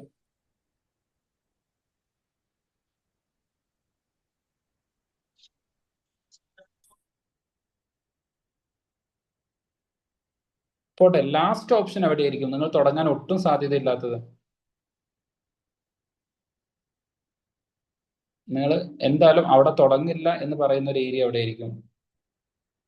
ജമ്മു കാശ്മീർ, ജമ്മു കാശ്മീർ, ലഡാക്ക്. യെസ്, ജമ്മു കാശ്മീർ, ലഡാക്ക് ആയിരിക്കും. അർജുൻ, ബോംബെയിൽ നമുക്ക് വേണമെങ്കിൽ തുടങ്ങാം. ബോംബെയിലും അവിടെ നമുക്ക് ചില ഫാക്ടേഴ്സ് ഫേവറബിൾ ഉണ്ട്. ഇപ്പൊ ഫോർ എക്സാമ്പിൾ ലൈക്ക് എക്സ്പോർട്ട് അല്ലെങ്കിൽ ഇമ്പോർട്ട്. കേരളത്തിലെ കൊച്ചിയിൽ നിന്ന് നമുക്ക് എന്ത് ചെയ്യാം, ഈ പറയുന്ന പോലെ ഷിപ്പിൽ വേണമെങ്കിൽ നമുക്ക് എന്ത് ചെയ്യാം, കയർ കയറ്റിയിട്ട് ബോംബെയിൽ കൊണ്ടുവരാനുള്ള ഒരു ഓപ്ഷൻ അവിടെ കിടക്കുന്നുണ്ട്. പക്ഷെ ലഡാക്കിലേക്ക് ഒരു ഓപ്ഷനും കിടക്കുന്നില്ല. ഓക്കെ, രണ്ടാമത്തത് അവിടുത്തെ ക്ലൈമറ്റ് വളരെ ഹാർഷ് ആയിട്ടുള്ളതാണ്. അവിടെ നിങ്ങൾക്ക് വർക്ക് ചെയ്യാൻ വേണ്ടിയിട്ടുള്ള എംപ്ലോയീസിനെ പോലും കിട്ടില്ല. ഇനി അവിടുന്ന് നിങ്ങൾ പ്രൊഡക്റ്റ് ഉണ്ടാക്കി കഴിഞ്ഞാൽ അവിടെയുള്ള ആൾക്കാർക്ക് ഈ കയറിന്റെ ആവശ്യമില്ല. അവിടെ ഉള്ളവർക്ക് ലൈക്ക് ആൾട്ടർനേറ്റീവ് ആയിട്ടുള്ള മറ്റ് സോഴ്സുകൾ ഉണ്ട്. അപ്പൊ സ്വാഭാവികമായിട്ടും എന്ത് ചെയ്യും, തിരിച്ച് ഇങ്ങോട്ടേക്ക് വരേണ്ടി വരും.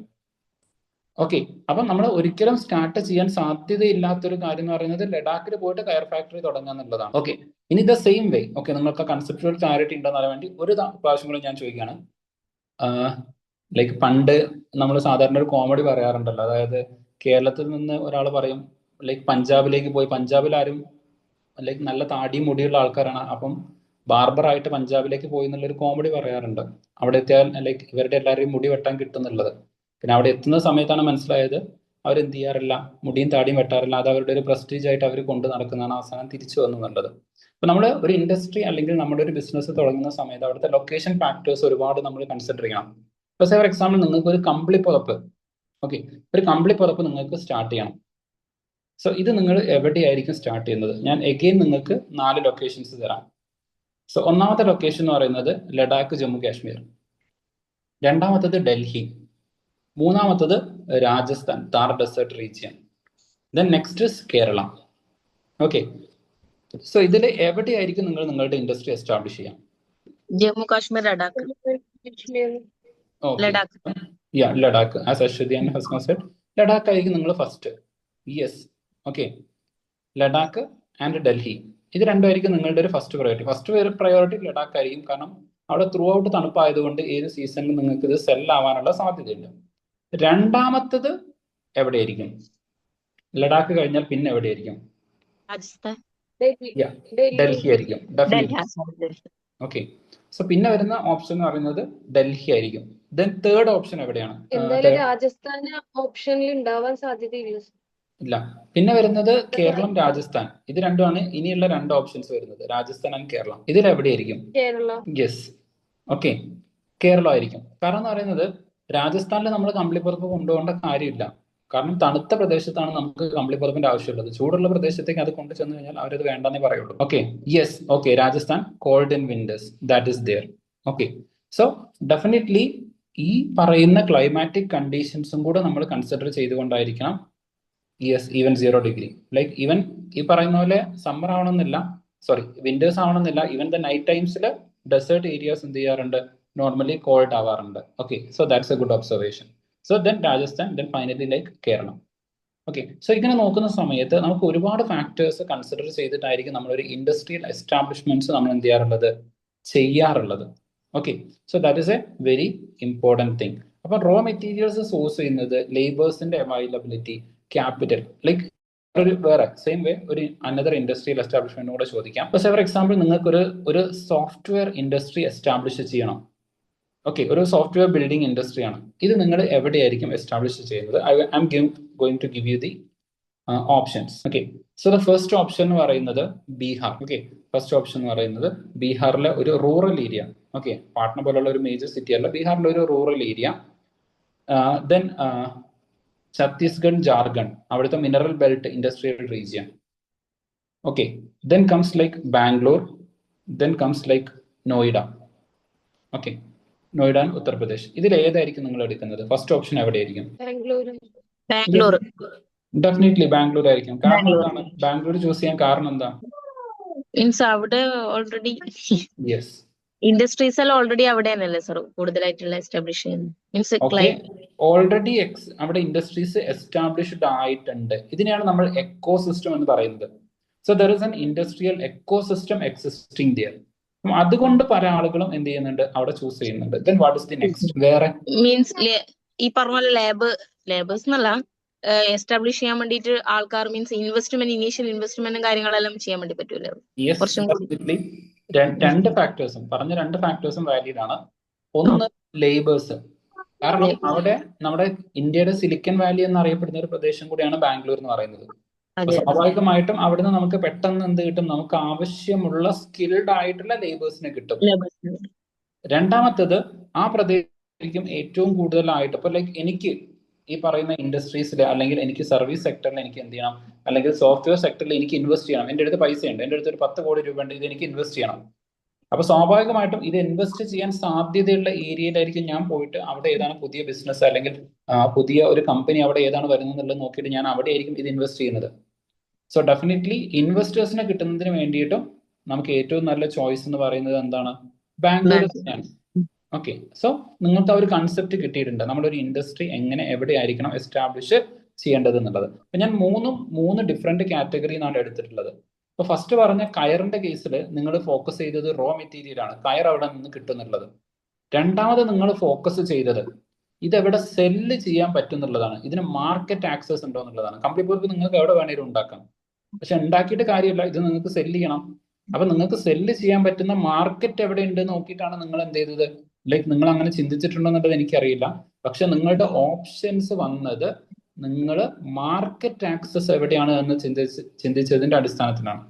ദെൻ ഫൈനൽ ഞാൻ മൂന്നാമത്തെ ഓപ്ഷൻ തന്ന സമയത്ത്, മൂന്നാമത്തെ ചോദ്യം ചോദിച്ച സമയത്ത് നിങ്ങൾ ബാംഗ്ലൂർ ചൂസ് ചെയ്യാനുള്ള കാരണം എന്ന് പറയുന്നത് അവിടെ നിങ്ങൾക്ക് ക്യാപിറ്റൽ, അതുപോലെ ലേബർ, സ്കിൽഡ് ആയിട്ടുള്ള ലേബേഴ്സ്, കാര്യങ്ങൾ, ഇൻഫ്രാസ്ട്രക്ചർ, അതായത് എക്സിസ്റ്റിംഗ് ആയിട്ടുള്ള എക്കോ സിസ്റ്റം അവിടെ ഉണ്ട്, ടെക്നോളജി ഉണ്ട്. അപ്പം ഇതിന്റെയൊക്കെ ബേസ്ഡാണ് നിങ്ങൾ ബാംഗ്ലൂർ ചൂസ് ചെയ്തത്. അപ്പം ഒരു ഇൻഡസ്ട്രി എസ്റ്റാബ്ലിഷ് ചെയ്യുന്നതിന് വേണ്ടിയിട്ടുള്ള ലൊക്കേഷൻ ഫാക്ടേഴ്സ് അത് എന്തൊക്കെയാണ് എന്നുള്ളതിനെ കുറിച്ചിട്ട് ഇപ്പൊ നിങ്ങൾക്ക് ഒരു ഐഡിയ ഉണ്ട്. പക്ഷെ അതിന് ഞാൻ പറഞ്ഞ പോലെ സ്ട്രാറ്റജിക് ആയിട്ട് നിങ്ങൾ എന്ത് ചെയ്യേണ്ടതുണ്ട്, ചിന്തിക്കേണ്ടതുണ്ട്. Okay, location of the industries. അപ്പം ഇതുമായിട്ട് ബന്ധപ്പെട്ടിട്ട് ഏതെല്ലാം കാര്യങ്ങളായിരിക്കണം നിങ്ങൾ കൺസിഡർ ചെയ്യേണ്ടതെന്ന് ചോദിച്ചു കഴിഞ്ഞാൽ ഇത്രയും കാര്യങ്ങൾ നിങ്ങൾ കൺസിഡർ ചെയ്യണം. ഓക്കെ, NCERT നിന്ന് അതുപോലെ ഞാൻ എടുത്ത കാര്യമാണ്, അതുപോലെ എടുത്ത ഫിഗർ ആണ് ഇതെന്ന് പറയുന്നത്. ഓക്കെ, അപ്പോൾ നിങ്ങൾ പ്രധാനമായിട്ടും ഒരു ഇൻഡസ്ട്രീനെ കുറിച്ചിട്ട് UPSC എക്സാമിനേഷനിൽ ചോദിക്കുകയാണ് എന്നുണ്ടെങ്കിൽ ഈ പറയുന്ന എല്ലാ പെർസ്പെക്റ്റീവിലും നിങ്ങളുടെ ആൻസർ പോയിട്ടുണ്ടായിരിക്കണം. ഓക്കെ, അപ്പം ഇതിൽ ഫസ്റ്റ് വരുന്നത് raw material. Okay, raw material വരുന്നുണ്ട്. രണ്ടാമത്തത് ലേബർ വരുന്നുണ്ട്, അതുപോലെ തന്നെ പവർ വരുന്നുണ്ട്. ഓക്കെ, ഒരു റൂറൽ ഏരിയയിലൊന്നും നമ്മൾ ബിസിനസ് തുടങ്ങാത്തതിന്റെ ഒരു പ്രധാന റീസൺ എന്ന് പറയുന്നത് പവർ 24/7 അവേഴ്സ് അവിടെ എന്ത് കിട്ടുന്നില്ല, ഇലക്ട്രിസിറ്റി കിട്ടുന്നില്ല. അതുപോലെ തന്നെ കണക്ടിവിറ്റി, അതായത് ഇപ്പോൾ ലൈക്ക് ഡിജിറ്റൽ ആയിട്ടുള്ള ട്രാൻസാക്ഷൻസ് അല്ലെങ്കിൽ ഡിജിറ്റൽ ടെക്നോളജി, ഇന്റർനെറ്റ് പെനട്രേഷൻ, ഇതൊന്നും ഒരു റൂറൽ ഏരിയയിലേക്ക് compare to the urban area വരുന്നില്ല. അപ്പൊ ഇതെല്ലാം എന്ത് ചെയ്യുന്നുണ്ട്, ഇതിന് റീസൺസ് ആയിട്ട് വരുന്നുണ്ട്. Then comes like the land, അതുപോലെ ക്യാപിറ്റൽ അല്ലെങ്കിൽ ഇൻവെസ്റ്റ്മെന്റ്. ആ ഇനീഷ്യൽ ആയിട്ട് ആ ഒരു ഇൻഡസ്ട്രി എസ്റ്റാബ്ലിഷ് ചെയ്യുന്നതിന് വേണ്ടിയിട്ട് നമുക്ക് കിട്ടുന്ന ഫണ്ട്, അതിനാണ് നമ്മൾ ക്യാപിറ്റൽ എന്ന് പറയുന്നത്. Okay, then comes like the transport, അതായത് നമ്മൾ അവിടേക്ക് നമുക്ക് ഇപ്പം നമ്മളൊരു ഇൻഡസ്ട്രി ഒരു പ്രദേശത്ത് എസ്റ്റാബ്ലിഷ് ചെയ്തു. ഇപ്പൊ for example sugar cane industry. Okay, sugar cane ഒരു കാലത്ത് ഏറ്റവും കൂടുതൽ ഷുഗർ കെയിൻ ഉൽപ്പാദിപ്പിച്ചിരുന്നത് നോർത്തേൺ സ്റ്റേറ്റിലായിരുന്നു. ഇന്ത്യയിലെ ഏറ്റവും കൂടുതൽ ഷുഗർ കെയിൻ ഉൽപ്പാദിപ്പിക്കപ്പെട്ടിട്ടുണ്ടായിരുന്നത് നോർത്തേൺ സ്റ്റേറ്റുകളായിരുന്നു, especially like UP. Okay, even from Punjab to UP ബെൽറ്റിലേക്കായിരുന്നു ഒരു കാലത്ത് ഏറ്റവും കൂടുതൽ ഷുഗർ കെയിൻസ് എസ്റ്റാബ്ലിഷ് ചെയ്തിട്ടുണ്ടായിരുന്നത്, അല്ലെങ്കിൽ ഷുഗർ കെയിൻ ഏറ്റവും കൂടുതൽ പ്രൊഡ്യൂസ് ചെയ്തിട്ടുണ്ടായിരുന്നത്. അപ്പൊ അതുകൊണ്ട് തന്നെ അന്നത്തെ കാലഘട്ടത്തിൽ ഷുഗർ കെയിൻസ് അല്ലെങ്കിൽ ഷുഗർ കെയിൻ മില്ലുകൾ, പഞ്ചസാരയൊക്കെ ഉണ്ടാക്കുന്ന മില്ലുകൾ അല്ലെങ്കിൽ ശർക്കര ഉണ്ടാക്കുന്ന മില്ലുകൾ ഏറ്റവും കൂടുതൽ എസ്റ്റാബ്ലിഷ് ചെയ്തിട്ടുണ്ടായിരുന്നത് ഉത്തർപ്രദേശ് റീജിയനിൽ തന്നെയായിരുന്നു. എന്നാൽ കുറച്ചു കാലം കഴിഞ്ഞതോട് കൂടിയിട്ട് നമ്മുടെ ചെറിയ രൂപത്തിലുള്ള ക്ലൈമറ്റ് ചേഞ്ചും കാര്യങ്ങളൊക്കെ വന്നു. അതുപോലെ തന്നെ നമ്മുടെ ഹൈ ഈൽഡിങ് വെറൈറ്റി ക്രോപ്സ് ഒക്കെ വന്നു. എന്ന് വെച്ച് കഴിഞ്ഞാൽ സാധാരണ ഒരു ഷുഗർ കെയിന്റെ കാലഘട്ടം എന്ന് പറയുന്നത് 5-6 മാസമാണ്.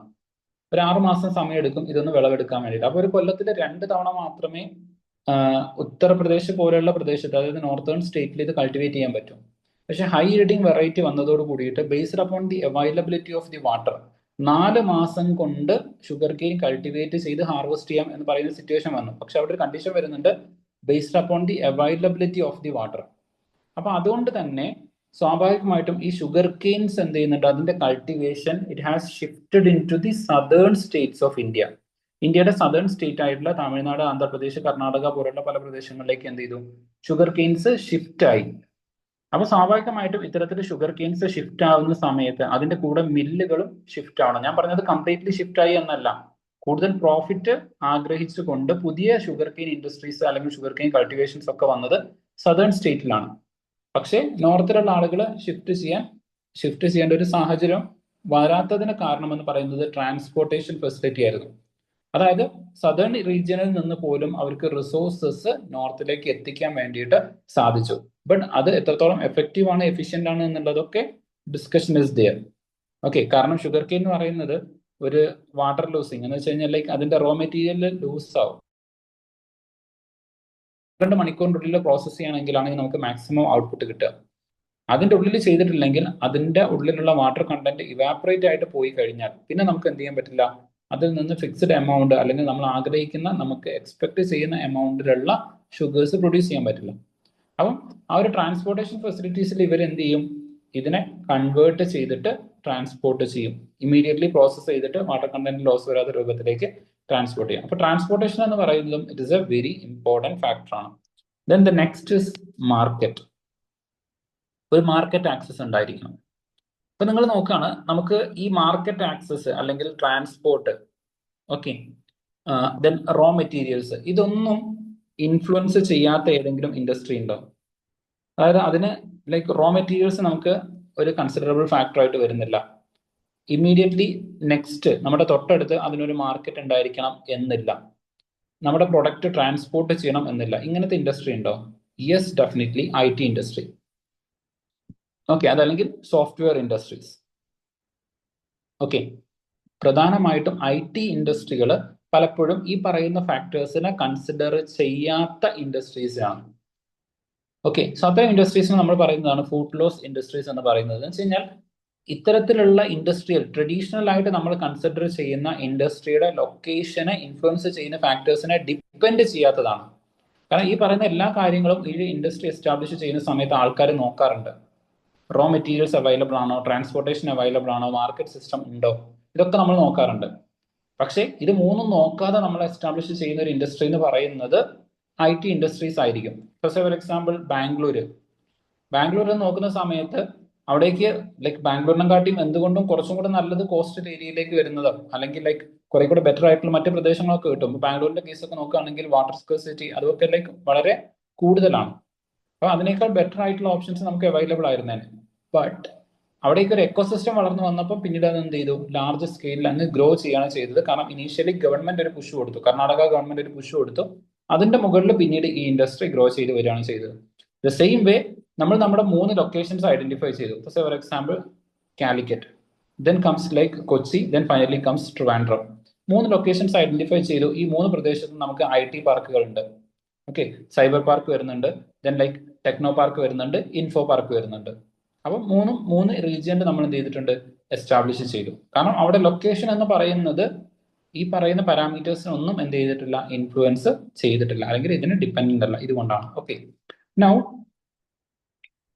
ഗ്ലോബലി വളരെ സിഗ്നിഫിക്കന്റ് ആയിട്ടുള്ള ഇമ്പോർട്ടന്റ് ആയിട്ടുള്ള ചില ഇൻഡസ്ട്രിയൽ ലൊക്കേഷൻസ് നിങ്ങൾക്ക് പറയാൻ പറ്റുമോ? ഏതെങ്കിലും പ്രദേശങ്ങൾ നിങ്ങൾക്ക് അറിയുന്നത്? ഈവൻ ഇന്ത്യത്തും പറയാട്ടോ, ഇൻക്ലൂഡിങ് ഇന്ത്യ. ബാംഗ്ലൂർ. എവിടെ? Bangalore. Yes, Bangalore is there. Okay, Bangalore in India. Hyderabad. Okay, Bangalore, Hyderabad, Delhi, okay, Delhi, Mumbai,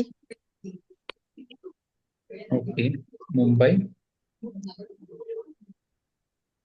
then Kochi. Kochi.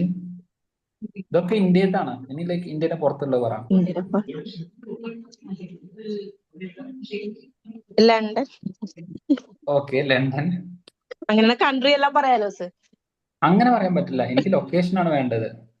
London എന്ന് പറയുന്നത് ഒരു രാജ്യമല്ല, ബ്രിട്ടന്റെ ഒരു ക്യാപിറ്റൽ ആയിട്ടുള്ള ഒരു പ്രദേശമാണ് ലണ്ടൻ എന്ന് പറയുന്നത്. Yes, New York. Then think about it, just ഒന്ന് ആലോചിച്ച് നോക്കൂ, പെട്ടെന്ന് നിങ്ങൾക്ക് ജനറേറ്റ് ചെയ്യാൻ പറ്റണം. ബെയ്ജിങ്. യെസ്, ഓരോ രാജ്യം എടുത്ത് ആലോചിച്ച് നോക്കിയാൽ മതി. Beijing from China.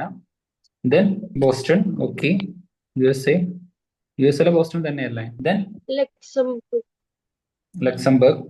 Okay, then Manchester city. Okay, കേട്ടിട്ടുണ്ടോ? Manchester. Okay, Seoul from Korea. Okay, so ഇതൊക്കെ മേജർ ആയിട്ടുള്ള ഇൻഡസ്ട്രിയൽ റീജിയൻസ് ആണ്. ഡിഫറെന്റ് ആയിട്ടുള്ള ഇൻഡസ്ട്രീസ് ആണ് ഓരോ പ്രദേശത്തും വരുന്നത്, ബട്ട് ഇതൊക്കെ മേജർ ആയിട്ടുള്ള ഇൻഡസ്ട്രീസ് ആണ്. അപ്പം ഡിഫറെന്റ് ആയിട്ടുള്ള ഇൻഡസ്ട്രിയൽ ലൊക്കേഷൻസ് നിങ്ങൾ പരിചയപ്പെട്ടു. ഇനി നിങ്ങൾക്ക് അറിയേണ്ടത് ഈ പ്രദേശത്തൊക്കെ ഉള്ള ഇൻഡസ്ട്രീസ് ഏതൊക്കെയാണ് എന്നുള്ളതും, അതേപോലെ തന്നെ ആ ഇൻഡസ്ട്രീസ് അവിടെ വരാനുള്ള കാരണം എന്താണ്, അതായത് ആ ഒരു പ്രദേശത്ത് അത്തരം ഇൻഡസ്ട്രീസ് വരാനുള്ള ഇൻഫ്ലുവൻസ് ചെയ്ത ലൊക്കേഷണൽ ഫാക്ടേഴ്സ് എന്തൊക്കെയാണ്. ഓക്കെ, കാരണം ഈ 2 പാരാമീറ്റേഴ്സിലും UPSC ഒരുപാട് ചോദ്യങ്ങൾ ചോദിച്ചിട്ടുണ്ട്. അപ്പം ഇത് നിങ്ങളുടെ NCERT-യിൽ തന്നിട്ടുള്ള ഒരു ഇമേജ് ആണ്. ആ ഇമേജിൽ നോക്കിക്കഴിഞ്ഞാൽ മേജർ ആയിട്ടുള്ള ഇൻഡസ്ട്രിയൽ ലൊക്കേഷൻസ് ഒക്കെ നിങ്ങൾക്ക് കാണാൻ വേണ്ടിയിട്ട് പറ്റും. ഓക്കെ, മേജർ ആയിട്ടുള്ള ഇൻഡസ്ട്രീസ് ഒക്കെ ഇതിൽ അടയാളപ്പെടുത്തിയിട്ടുണ്ട്. ആ പ്രദേശങ്ങളൊക്കെ ജസ്റ്റ് ഒന്ന് നിങ്ങൾ നോട്ട് ചെയ്ത് വെക്കേണ്ടതാണ്. അതിൽ ചില നിങ്ങൾക്ക് വളരെ ഇമ്പോർട്ടന്റ് ആയിട്ട് കേട്ട് പരിചയമുള്ള പ്രദേശത്തെ ഇൻഡസ്ട്രീസ് എങ്കിലും ഏതൊക്കെയാണ് എന്നുള്ളത് നിങ്ങൾ നോക്കി വെക്കണം. Okay, definitely location of the industries ജോഗ്രഫിയിൽ പഠിക്കുന്ന സമയത്ത് പഠിപ്പിക്കും. ബട്ട് ആസ് എ ടാസ്ക് നിങ്ങൾ എത്രയും പെട്ടെന്ന് പഠിക്കുകയാണെങ്കിൽ അത്രയും നല്ലത്. ആസ് എ ടാസ്ക് നിങ്ങൾ നോക്കി വെക്കേണ്ട കുറച്ച് കാര്യങ്ങളാണിത്. Okay, so for example like Shanghai വരുന്നുണ്ട്, Wuhan region of the China വരുന്നുണ്ട്. ഓക്കെ, മനില ഇൻ ഫിലിപ്പീൻസ് വരുന്നുണ്ട്. ലൈക്ക് ഇമ്പോർട്ടന്റ് ആയിട്ടുള്ള ഏരിയ ആണ്. ദെൻ ലൈക്ക് ഗംഗാ വാലി, കേരളത്തിലേക്ക് ഇന്ത്യയിലേക്ക് വരുമ്പോൾ ഗംഗാ വാലി വരുന്നുണ്ട്. ബെയ്ജിങ് വരുന്നുണ്ട്, സിയോൾ, ഓക്കെ, കൊറിയയിൽ വരുന്നുണ്ട്. ദെൻ കൈറോ വരുന്നുണ്ട്, കുവൈത്ത്, UAE, ദുബായ്. നിങ്ങൾ മിസ് ചെയ്ത ഏറ്റവും ഇമ്പോർട്ടന്റ് ആയിട്ടുള്ള ഇൻഡസ്ട്രിയൽ ലൊക്കേഷൻ ആണ് Dubai, Singapore, Switzerland. Okay, so Singapore is there. Okay, UAE is there or Dubai is there. Okay, then Khartoum is there. കാർത്തൂമിന്റെ ഒക്കെ ലൊക്കേഷൻ നോക്കി വെക്കുക, പലതവണ UPSC ചോദിച്ചിട്ടുള്ളതാണ്. Then Durban in South Africa വരുന്നുണ്ട്. Okay, then Buenos Aires വരുന്നുണ്ട്. Santiago വരുന്നുണ്ട്. Okay, then Los Angeles, Santiago, Los Angeles വരുന്നുണ്ട്. സാൻ ഫ്രാൻസിസ്കോ വരുന്നുണ്ട്. ഓക്കെ, ഡെൻവർ വരുന്നുണ്ട്. ദെൻ ലൈക്ക് ഈ പറയുന്ന ഗൾഫ്, ഹുഡ്സൺ ബേ ഒക്കെ വരുന്ന ഈ ഒരു gulf coast region of the America, അതുപോലെ തന്നെ ഈ 5 lake region of the America, ഇവിടെയും എന്ത് ചെയ്യുന്നുണ്ട്, ഒരുപാട് ഇൻഡസ്ട്രീസ് എസ്റ്റാബ്ലിഷ് ചെയ്തിട്ടുണ്ട്. ദെൻ റഷ്യയിലെ പീറ്റേഴ്സ്ബർഗ്, ഓക്കെ, മോസ്കോ, ഡോൺബസ്, ഇതൊക്കെ മേജർ ആയിട്ടുള്ള ഇൻഡസ്ട്രിയൽ ലൊക്കേഷൻസ് ആണ്. ഇവിടെയൊക്കെ കോൺസെൻട്രേറ്റ് ചെയ്തിരിക്കുന്ന മേജർ ആയിട്ടുള്ള. Then Mexico city also you can add. Okay, അപ്പം ഈ ഒരു അടയാളപ്പെടുത്തിയിരിക്കുന്നത്. ദെൻ ഓസ്ട്രേലിയക്ക് വരുന്ന സമയത്ത് പേർത്ത് വരുന്നുണ്ട്, സിഡ്നി വരുന്നുണ്ട്, Melbourne also. Okay, Melbourne, Brisbane, ഇതൊക്കെ മേജർ ആയിട്ടുള്ള ഓസ്ട്രേലിയയിലെ ഇൻഡസ്ട്രിയൽ ലൊക്കേഷൻസ് ആണ്. അപ്പോൾ ഇത്രയും ഞാൻ അടയാളപ്പെടുത്തിയ പ്രദേശങ്ങളിലുള്ള മേജർ ആയിട്ടുള്ള ഒരു ഇൻഡസ്ട്രീസ് എന്താണെന്നുള്ളത് നിങ്ങളൊന്ന് നോക്കി വെക്കണം. അതിന്റെ റീസൺസ് ഞാൻ എന്ത് ചെയ്യാം നിങ്ങൾക്ക് ഇപ്പൊ കാണിച്ചു തരാം. ഓക്കെ, സോ ഇത് UPSC ചോദിച്ചിട്ടുള്ള പ്രീവിയസ് ഇയർ ക്വസ്റ്റ്യൻസ് ആണ്. ഓക്കെ, സോ അതിൽ location of the industries base ചെയ്തുകൊണ്ട് വന്നിട്ടുള്ള ചോദ്യമാണ്. അതിൽ ഓരോ സെക്ടറിന്റെ ചോദ്യവും വന്നിട്ടുണ്ട്. പ്രൈമറി സെക്ടർ എന്നുള്ള ചോദ്യം വന്നിട്ടുണ്ട്, സെക്കൻഡറി സെക്ടറിന്റെ വന്നിട്ടുണ്ട്, ടെർഷറി സെക്ടറിന്റെ സെപ്പറേറ്റ് വന്നിട്ടുണ്ട്. അപ്പൊ നമുക്ക് ജസ്റ്റ് സെക്കൻഡറി സെക്ടറിന്റെ ലൊക്കേഷൻ ബേസ് ചെയ്ത് വന്നിട്ടുള്ള ചോദ്യങ്ങൾ മാത്രം നോക്കാം, ആ ഒരു ചോദ്യത്തിന്റെ നേച്ചർ എങ്ങനെയാണ് എന്നുള്ളത് മനസ്സിലാക്കാൻ വേണ്ടിയിട്ട്. ഓക്കെ, ചില ക്വസ്റ്റ്യൻസ് ഒക്കെ ഇന്ത്യന്റെ ബേസിൽ മാത്രമാണ് ചോദിച്ചിരിക്കുന്നത്. അപ്പൊ നമുക്ക് വലിയ ബുദ്ധിമുട്ടില്ലാതെ എന്ത് ചെയ്യാം, ആൻസർ ചെയ്യാൻ വേണ്ടിയിട്ട് സാധിക്കും. ബട്ട് ചില ക്വസ്റ്റ്യൻസ് ഒക്കെ ചോദിച്ചിരിക്കുന്നത് ഗ്ലോബൽ പെർസ്പെക്റ്റീവിലാണ്. Okay, just second. ഓക്കെ, അപ്പൊ ചില ചോദ്യങ്ങളൊക്കെ ചോദിച്ചിരിക്കുന്നത് ഒരു ഗ്ലോബൽ പെർസ്പെക്റ്റീവിലാണ്. നമുക്ക് നോക്കാം ഏതൊക്കെയാണ് ചോദ്യങ്ങൾ വന്നിരിക്കുന്നതെന്ന്. First, account for the change in the spatial pattern of the iron and steel industry in the world. ഇപ്പൊ വേൾഡിലെ കാര്യമാണ് ചോദിച്ചിരിക്കുന്നത്. ഇന്ത്യയിൽ മാത്രം പഠിച്ചു പോയിട്ട് ആൻസർ ചെയ്യാം എന്ന് വിചാരിക്കരുത്. ഓക്കെ, അപ്പൊ സ്പേഷ്യൽ പാറ്റേൺസ് എന്ന് വെച്ച് കഴിഞ്ഞാൽ ലൊക്കേഷൻ, എവിടെയൊക്കെയാണ് പ്രധാനമായിട്ടും ലോകത്തില് iron and steel industries locate ചെയ്തിരിക്കുന്നത്, അതിന് കാരണം എന്താണ്? ഓക്കെ, റീസെന്റ് അതിൽ ചേഞ്ചസ് വരുന്നുണ്ട്. Account for the change in the spatial pattern of the iron and steel industry. Okay, so account for the change in the spatial pattern, ചേഞ്ചിനെ കുറിച്ചാണ് ചോദിച്ചിരിക്കുന്നത്. അപ്പം ട്രഡീഷണലി ഞാൻ നിങ്ങളുടെ അടുത്ത് ജസ്റ്റ് ചോദിക്കുകയാണ്, നിങ്ങൾക്ക് ഇതിന് can you give me like ഒരു ലോജിക്കൽ ആൻസർ തരാൻ പറ്റും? അതായത് ട്രഡീഷണൽ ആയിട്ട് നമ്മൾ ചില ഏരിയാസിലായിരുന്നു ഇൻഡസ്ട്രീസ്, സ്റ്റീൽ ഇൻഡസ്ട്രീസ് എസ്റ്റാബ്ലിഷ് ചെയ്തിട്ടുണ്ടായിരുന്നത്. ഇപ്പൊ സേ ഫോർ എക്സാമ്പിൾ നമ്മുടെ Chota Nagpur region, okay, Chhattisgarh, Jharkhand region, അവിടെ ധാരാളമായിട്ട് അയൺ മൈൻസ് വരുന്നുണ്ട്. അപ്പൊ അതുകൊണ്ട് നമ്മൾ അതിന്റെ നിയർ ബൈ ഏരിയയിൽ ഭിലായ്, ദുർഗാപൂർ, ഇങ്ങനെയുള്ള പല ഇന്ത്യയുടെ പ്രധാനമായിട്ടുള്ള സ്റ്റീൽ ആൻഡ് മൈനിങ് ഇൻഡസ്ട്രീസ് അല്ലെങ്കിൽ കമ്പനീസും എസ്റ്റാബ്ലിഷ് ചെയ്യപ്പെടുന്നത് ഈ പ്രദേശത്താണ്. എന്നാൽ കറന്റ്ലി അങ്ങനെയല്ല. അതിന് കാരണം എന്തായിരിക്കും? അവിടുത്തെ റിസോഴ്സസിന്റെ ചേഞ്ചസ് ആണ്.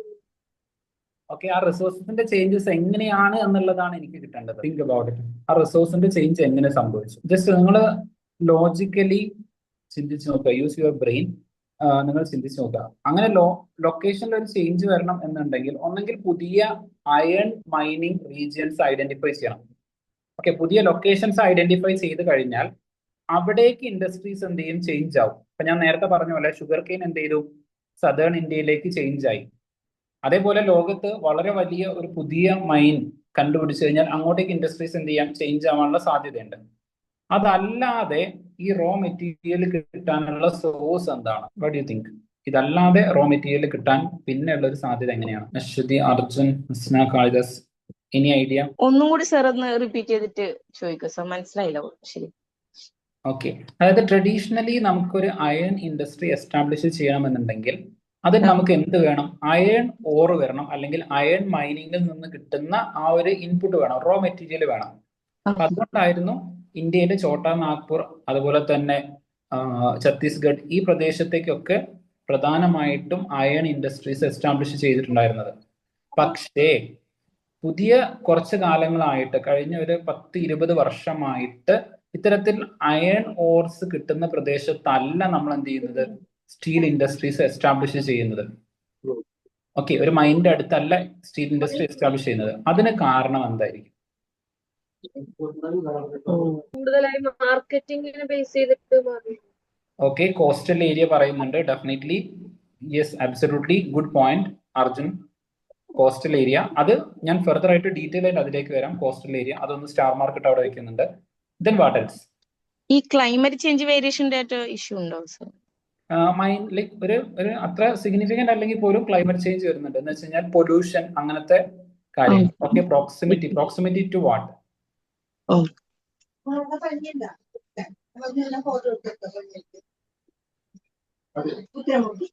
അതായത് ലൈക്ക് നിങ്ങൾ ആലോചിക്കുക, റോ മെറ്റീരിയൽ ആയിട്ടുള്ള പ്രോക്സിമിറ്റി ആണ്. അങ്ങനെയാണെങ്കിൽ മൈനുകൾ എവിടെയാണുള്ളത് അവിടെ ആയിരിക്കണം ഈ ഇൻഡസ്ട്രീസ് എസ്റ്റാബ്ലിഷ് ചെയ്യേണ്ടത്. അതല്ലാതെ എങ്ങനെ റോ മെറ്റീരിയൽ കിട്ടും?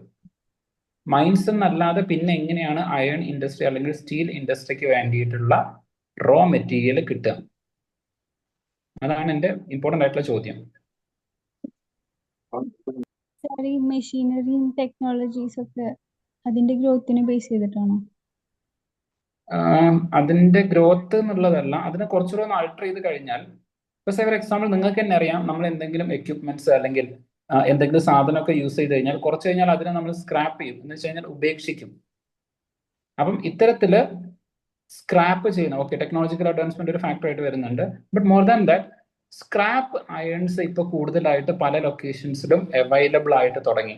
ഇപ്പൊ for example Kandla port. Okay, Kandla port എന്ന് പറയുന്നത് ലോകത്ത് തന്നെ അറിയപ്പെടുന്നത് ഷിപ്പുകളുടെ ശവക്കൂന എന്നുള്ള രൂപത്തിലേക്കാണ്. ഗ്രേവിയാർഡ് ഓഫ് ദി ഷിപ്പ് എന്നുള്ള രൂപത്തിൽ അറിയപ്പെടുന്ന ഒരു പ്രദേശമാണ് കാണ്ട്ല. അപ്പൊ ഈ ഷിപ്പിലൊക്കെ ഒരുപാട് അയൺ ഉണ്ടായിരിക്കും. അപ്പൊ വെറുതെ എന്തിനാണ് ഞാൻ മൈനിങ് ഇൻഡസ്ട്രീസിന്റെ അടുത്ത് പോയിട്ട് അവിടുന്ന് പ്രോസസ്ഡ് അല്ലാത്ത ഈ ഓർ വാങ്ങിയിട്ട് പിന്നെ ഞാൻ അതിനെന്ത് ചെയ്യണം, പ്രോസസ്സ് ചെയ്തിട്ട് കൺവേർട്ട് ചെയ്യണം. അതിനും നല്ലത് ഈ റോ മെറ്റീരിയൽസ് കുറെ കൂടെ പ്യുവർ ആയിട്ടുള്ള അയൺ കിട്ടുന്ന ഇത്തരം പ്രദേശത്ത് അവിടെ ഞാൻ എന്ത് ചെയ്യാണ്, ഞാൻ എൻ്റെ അയൺ ഇൻഡസ്ട്രി എസ്റ്റാബ്ലിഷ് ചെയ്യുകയാണെങ്കിൽ ആ കപ്പലിന്റെ ബാക്കിയായിട്ട് വരുന്ന അയൺ, അതിനെ പൊളിക്കുന്ന സമയത്ത് ആ അയൺ ഞാൻ എടുക്കുകയാണെങ്കിൽ എനിക്ക് അതിനെന്ത് ചെയ്യാം, ഒന്നുകൂടെ ചൂടാക്കി ഹീറ്റ് ആക്കിയിട്ട് ഫർദർ പ്രോസസ്സ് ചെയ്ത് കഴിഞ്ഞാൽ എനിക്ക് പെട്ടെന്ന് എന്ത് ചെയ്യാം, സ്റ്റീല് ഡെവലപ്പ് ചെയ്യാൻ പറ്റും. അപ്പൊ ഇത്തരത്തില് പല സ്ക്രാപ്പ് യാർഡ്സും വന്നിട്ടുണ്ട്. അപ്പൊ അത്തരം പ്രദേശങ്ങളിലേക്ക് എന്ത് ചെയ്തിട്ടുണ്ട്, സ്റ്റീൽ ഇൻഡസ്ട്രീസ് റീസെന്റ് ടൈമിൽ ചേഞ്ച് ചെയ്യാൻ തുടങ്ങിയിട്ടുണ്ട്. So this is one thing. Then the second thing, നേരത്തെ അർജുൻ പറഞ്ഞ പോലെ കോസ്റ്റൽ ഏരിയ എങ്ങനെയാണ് ഇൻഫ്ലുവൻസ് ആയതെന്ന് ചോദിച്ചു കഴിഞ്ഞാൽ, ചൈന ഇൻ റീസെന്റ് ടൈംസ് ചെയ്യുന്ന ഒരു പരിപാടിയാണ്, അവർക്ക് ഗ്ലോബൽ മാർക്കറ്റിൽ ഒരു ഷെയർ ഉണ്ടാക്കിയെടുക്കണം എന്നുള്ളത് മാത്രമല്ല, ബാക്കിയുള്ള ഇൻഡസ്ട്രീസിനെ തകർക്കുകയും കൂടെ വേണം. ഗ്ലോബലി എക്സിസ്റ്റിംഗ് ആയിട്ടുള്ള ഇൻഡസ്ട്രീസിനെ തകർക്കുകയും കൂടി വേണം. അപ്പൊ അതിന് വേണ്ടിയിട്ട് അവരെന്ത് ചെയ്യും, അവരുടെ പ്രോഡക്റ്റിനെ, സാധാരണ ഫോർ എക്സാമ്പിൾ ആപ്പിൾ, അമേരിക്ക ഒരു ഐഫോൺ ഉണ്ടാക്കുന്ന ആപ്പിൾ, ആ ആപ്പിളിന്റെ പ്രൊഡക്ഷൻ കോസ്റ്റ് മൊത്തം കൂട്ടിക്കഴിഞ്ഞാൽ 30,000 രൂപയുടെ താഴെ വരുള്ളൂ. ബട്ട് അതിനെ സെല്ല് ചെയ്യുന്നത് 1,00,000, 1.25 lakh, ഓക്കെ, അതായത് 1.25 ലക്ഷം രൂപയ്ക്കായിരിക്കും അവരത് സെല്ല് ചെയ്യുന്നത്. അപ്പൊ ഒരു ലാർജ് പ്രോഫിറ്റ് മാർജിൻ അവിടെ കിടക്കുന്നുണ്ട്. പക്ഷെ ചൈന ചെയ്യുന്നത് എന്താന്ന് വെച്ച് കഴിഞ്ഞാൽ, അവരുണ്ടാക്കുന്ന പ്രൊഡക്റ്റിന്റെ പ്രോഫിറ്റ് മാർജിൻ കുറഞ്ഞാലും കുഴപ്പമില്ല, ഞങ്ങളുടെ പ്രൊഡക്റ്റ് ആയിരിക്കണം ലോകം മുഴുവൻ യൂസ് ചെയ്യുന്നത് എന്നുള്ള ഒരു അഗ്രസീവ് മാർക്കറ്റിംഗ് ചൈന യൂസ് ചെയ്യുന്നുണ്ട്. അപ്പൊ അതിന്റെ ഭാഗമായിട്ട് ലാർജ് സ്കെയിലിൽ സ്റ്റീലിന്റെ അല്ലെങ്കിൽ അയൺ ഓറൊക്കെ അവരെന്ത് ചെയ്യും, ഉൽപ്പാദിപ്പിക്കും. എന്നിട്ട് ആവശ്യമുള്ള രാജ്യങ്ങളിലേക്കൊക്കെ കൊണ്ടുപോയിട്ട് എന്ത് ചെയ്യും, ഇത് സെല് ചെയ്യും. ഓക്കെ, അങ്ങനെ ഈവൻ ഇന്ത്യയിൽ പോലും ഇപ്പൊ നമ്മൾ കൂടുതലായിട്ട് ഇത്തരത്തിലുള്ള നമ്മുടെ മൈനിങ് ഇൻഡസ്ട്രീസിൽ നിന്ന് അല്ലെങ്കിൽ മൈനിങ് പ്രദേശത്തിൽ നിന്നല്ല നമ്മൾ എന്ത് ചെയ്യുന്നത്, അയൺ ഇപ്പൊ എടുക്കുന്നത്. നമ്മളിപ്പോ എടുക്കുന്നത് ചൈനയിൽ നിന്നാണ്. ഓക്കെ, ചൈനയിൽ നിന്ന് അവിടെ നിന്ന് ഖനനം ചെയ്തിട്ടുള്ള ഓറ് കോസ്റ്റൽ ഏരിയയിൽ കൊണ്ടുവന്നിട്ട് ആന്ധ്രാപ്രദേശ്, ബോംബെ, ഓക്കെ, അതായത് വിശാഖപട്ടണം, ബോംബെ ഇതുപോലത്തെ പ്രദേശത്ത് കൊണ്ടുവന്നിട്ട് അവിടെ നിന്ന് നമ്മൾ പ്രോസസ് ചെയ്തിട്ടാണ് ഇപ്പൊ ഉപയോഗിക്കുന്നത്. അപ്പൊ അതിന് കാരണം ഇതിനെയാണ് ഡംപിങ് എന്ന് പറയുന്നത്. Economic term dumping. അതായത് എന്റെ അടുത്തുള്ള സാധനം കൊണ്ടുപോയിട്ട് ഞാൻ അവിടെയും ഇവിടെയൊക്കെ കൊണ്ടുപോയിട്ടാണ് ചെയ്യുന്നത്. ചൈന ഇതാണ് ചെയ്യുന്നത്. അവർക്ക് ഒരുപാട് റിസോഴ്സസ് ഉണ്ട്, ഇത് മുഴുവൻ കൊണ്ടുപോയിട്ട് മറ്റ് പല രാജ്യങ്ങളും അവർ ഡംപ് ചെയ്യാണ്. അപ്പൊ സ്വാഭാവികമായിട്ടും ഇന്ത്യയുടെ സ്റ്റീൽ ഇൻഡസ്ട്രി എന്ത് ചെയ്തിട്ടുണ്ട്, തകർന്നിട്ടുണ്ട്. കാരണം ഇവിടുത്തെ കോസ്റ്റിനേക്കാളും വളരെ കുറഞ്ഞ എമൗണ്ടിന് ചൈന ഇവിടെ കൊണ്ടുവന്ന് തരുന്നുണ്ട്. അപ്പൊ ഇവിടുത്തെ ഇൻഡസ്ട്രീസിന് നിലനിൽക്കാൻ പറ്റുന്നില്ല. ഇവിടുത്തെ ഇൻഡസ്ട്രീസ് എന്ത് ചെയ്തു, തകർന്നു പോവാണ് ചെയ്യുന്നത്. The same is the case with the rest of the industries also. ഇപ്പൊ നിങ്ങൾ കമ്പയർ ചെയ്യുകയാണെന്നുണ്ടെങ്കിൽ ഈവൻ ലൈക്ക് സാംസങ് അല്ലെങ്കിൽ ആപ്പിളും അല്ലെങ്കിൽ ഐഫോണും ഒക്കെ ആയിട്ട് കമ്പയർ ചെയ്ത്, അല്ലെങ്കിൽ അതിനേക്കാളും ബെറ്റർ ആയിട്ടുള്ള ടെക്നോളജി, ബെറ്റർ ആയിട്ടുള്ള എന്താ പറയുക യൂസർ ഇന്റർഫേസ് ഉള്ള mobile phones current China provide ചെയ്യുന്നുണ്ട്. ഓക്കെ, സോ ഈവൻ നമ്മുടെ ഇന്ത്യയിലെ ഇപ്പോഴത്തെ മൊബൈൽ മാർക്കറ്റ് എടുത്തു കഴിഞ്ഞാൽ മോർ ദാൻ 20% വിവോ എന്ന് പറയുന്ന ഒരു ഒറ്റ കമ്പനിയാണ്. അതിനുശേഷം വരുന്ന ബാക്കി കമ്പനീസ് എടുത്ത് നോക്കിക്കഴിഞ്ഞാലും ഓൾമോസ്റ്റ് ഒരു 50% ഷെയറും ചൈനീസ് കമ്പനീസ് ആണ് ഹോൾഡ് ചെയ്യുന്നത്. So that is the impact creating. അതുകൊണ്ട് തന്നെ കോസ്റ്റൽ ഏരിയയിലേക്ക് എന്ത് ചെയ്യുന്നുണ്ട്, ഇതിന്റെ ഒരു ഷിഫ്റ്റ് നടന്നിട്ടുണ്ട്. അപ്പം ഈ പാരാമീറ്റേഴ്സ് കൺസിഡർ ചെയ്തുകൊണ്ടാണ് ഈ ക്വസ്റ്റ്യൻസ് ഫ്രെയിം ചെയ്തിരിക്കുന്നത്. നിങ്ങൾ മനസ്സിലാക്കുക, ഇത്തരത്തിലുള്ള കാര്യങ്ങളൊന്നും നിങ്ങൾക്ക് ഒരു ക്ലാസ്സിലും പഠിപ്പിക്കില്ല. നിങ്ങൾ തന്നെ ബേസ്ഡ് അപ്പോൺ യുവർ തിങ്കിങ് നിങ്ങൾ ആ ക്രിട്ടിക്കൽ അനാലിസിസ് ഡെവലപ്പ് ചെയ്തെടുക്കണം. ഓക്കെ, കാരണം നിങ്ങൾക്ക് തന്നെ ആലോചിച്ചാൽ നമുക്ക് ജോഗ്രഫിക്ക് ആകെ മൊത്തം കിട്ടുക 60 മണിക്കൂർ ക്ലാസ് ആയിരിക്കും ഷെഡ്യൂൾ ചെയ്യുന്നത്. അതിൽ ഒരുപാട് കാര്യം പഠിപ്പിക്കാനുണ്ട്. അതിൽ ഈ ഇൻഡസ്ട്രിയുടെ കാര്യം മാത്രം ഇങ്ങനെ ഓരോ ഇൻഡസ്ട്രീൻ്റെയും എടുത്ത് പഠിപ്പിക്കാന്ന് വിചാരിക്കാം. Iron industry or like software industries, food processing industry, agricultural industry, ഇതിന്റെ ഒക്കെ ഇതുപോലത്തെ സ്പെഷ്യൽ പാറ്റേൺസ് പഠിപ്പിക്കാൻ നിന്ന് കഴിഞ്ഞാൽ അത് ഒരുപാട് ടൈം എടുക്കും. ഓക്കെ, സോ അങ്ങനെ പഠിപ്പിച്ചു കഴിഞ്ഞാൽ ഏത് വരും ഇല്ല എന്നുള്ളത് നമുക്ക് പറയാൻ പറ്റില്ല. അപ്പം നിങ്ങൾ ജനറലൈസ്ഡ് ആയിട്ടുള്ള ഒരു സ്ട്രക്ചർ ബിൽഡ് ചെയ്ത് വെക്കുക, അത് എല്ലാ ആൻസറിലേക്കും പ്രൊവൈഡ് ചെയ്യാൻ വേണ്ടിയിട്ട് ശ്രമിക്കാം. Okay, so that's what you have to do. ഇതാണ് ഈ ഒരു ക്വസ്റ്റ്യന്റെ ഡിമാൻഡ് ആയിട്ട് വന്നിട്ടുള്ളത്. അടുത്തത്, analyse the factors for highly decentralised cotton textile industries in India. Okay, cotton textile industries decentralised ആണ് എന്ന് വെച്ച് കഴിഞ്ഞാൽ സാധാരണ നമ്മൾ കൺസിഡർ ചെയ്യുന്നത് ഇപ്പം അയൺ ഓറിന്റെ അതേപോലെ തന്നെ നമ്മൾ കൺസിഡർ ചെയ്യുന്നത് കോട്ടൺ ഫാമുകൾ അല്ലെങ്കിൽ കോട്ടൺ കൾട്ടിവേഷൻ എവിടെയാണോ കൂടുതൽ നടക്കുന്നത് അതിന്റെ അടുത്തായിരിക്കണം കോട്ടൺ ഫാക്ടറീസ് ഉണ്ടാവേണ്ടത്. കാരണം അവിടുന്ന് കോട്ടൺ എടുക്കുന്നു, എന്നിട്ട് എന്ത് ചെയ്യുന്നുണ്ട്, ഇതിനെ ഈസി ആയിട്ട് പ്രൊഡക്റ്റ് ആയിട്ട് കൺവേർട്ട് ചെയ്യാം. ഇതാണ് നമ്മൾ കൺസിഡർ ചെയ്യുന്നത്. But that is not the case. ഇന്ത്യയിലെ എവിടെയും നിങ്ങൾക്ക് എന്ത് ചെയ്യാം, ഡിഫറെന്റ് ആയിട്ടുള്ള പ്രദേശത്ത്, അതിപ്പോ like starting from Jammu Kashmir to Kerala, നിങ്ങൾക്ക് കോട്ടൺ ടെക്സ്റ്റൈൽ ഇൻഡസ്ട്രീസ് കാണാൻ വേണ്ടിയിട്ട് സാധിക്കും. അതിന് കാരണം എന്താണ്? Can someone tell me? ചോദ്യം നിങ്ങൾക്ക് മനസ്സിലായിട്ടുണ്ടോ? ചോദ്യം ക്ലിയർ ആണോ? അതായത് കോട്ടൺ, ഒന്നുകൂടി പറയാം. ഓക്കെ, അതായത് കോട്ടൺ ഇപ്പം നോർമലി ഇപ്പം നിങ്ങൾ നേരത്തെ പറഞ്ഞ പോലെയാണ് എന്നുണ്ടെങ്കിൽ നിങ്ങൾക്ക് ഒരു ഫാക്ടറി എസ്റ്റാബ്ലിഷ് ചെയ്യണമെന്നുണ്ടെങ്കിൽ റോ മെറ്റീരിയൽ എവിടെയാണോ കിട്ടുക അതിന്റെ അടുത്ത് കൊണ്ടുപോയിട്ടായിരിക്കും നോർമലി നമ്മൾ എന്ത് ചെയ്യുക, ഫാക്ടറീസ് എസ്റ്റാബ്ലിഷ് ചെയ്യുക. ഇപ്പം അയണിന്റെ കേസിലാണെന്നുണ്ടെങ്കിൽ അയൺ ഓറിന്റെ അടുത്ത് കൊണ്ടുപോയിട്ടാണ് നമ്മൾ എന്ത് ചെയ്തത്, ഫാക്ടറീസ് എസ്റ്റാബ്ലിഷ് ചെയ്തത്. ദെൻ ഈവൻ നൗ ഇപ്പം ഈ ഒരു ചേഞ്ച് ഉണ്ട് എന്ന് നമ്മൾ പറയുന്നുണ്ട്. പക്ഷെ അപ്പോഴും നമ്മൾ ഇൻഡസ്ട്രീസ് എങ്ങോട്ടേക്കാണ് ചേഞ്ച് ചെയ്തത്, അതായത് സ്ക്രാപ്പ് അയൺ കിട്ടുന്നതിന്റെ അടുത്ത് കൊണ്ടുപോയിട്ടാണ് ഇപ്പൊ നമ്മൾ എന്ത് ചെയ്യുന്നത്, അയൺ ഇൻഡസ്ട്രി എസ്റ്റാബ്ലിഷ് ചെയ്യുന്നത്.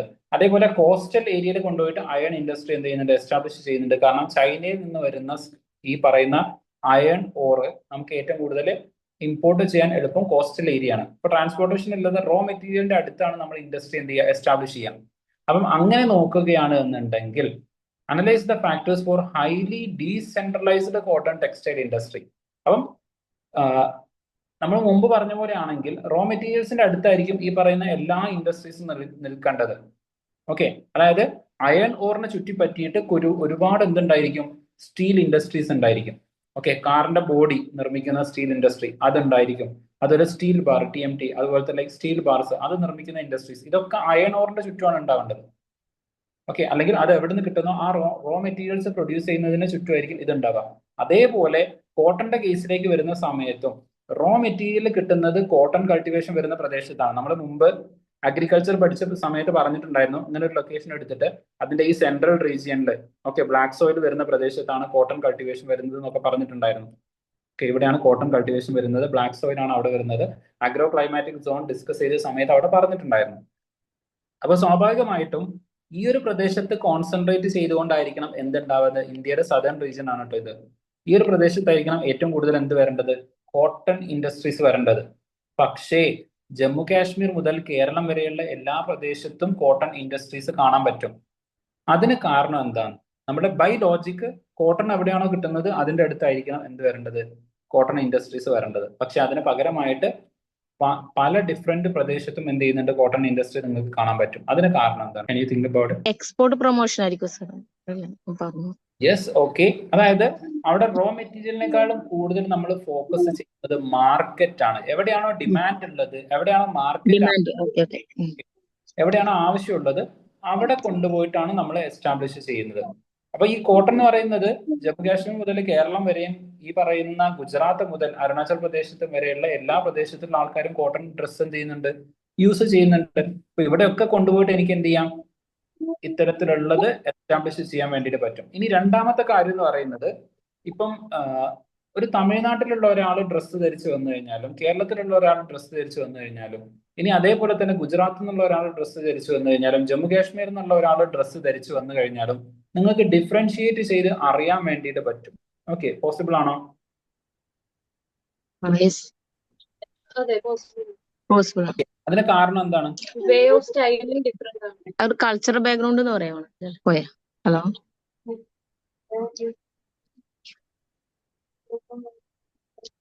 ഹലോ സർ ഇല്ലേ? ഹലോ സർ, ഹലോ കട്ടായി കട്ടായല്ലേ? കേൾക്കുന്നില്ല, കട്ടായി പോയി തോന്നുന്നു. കട്ടായി പോയി, കേൾക്കുന്നില്ല.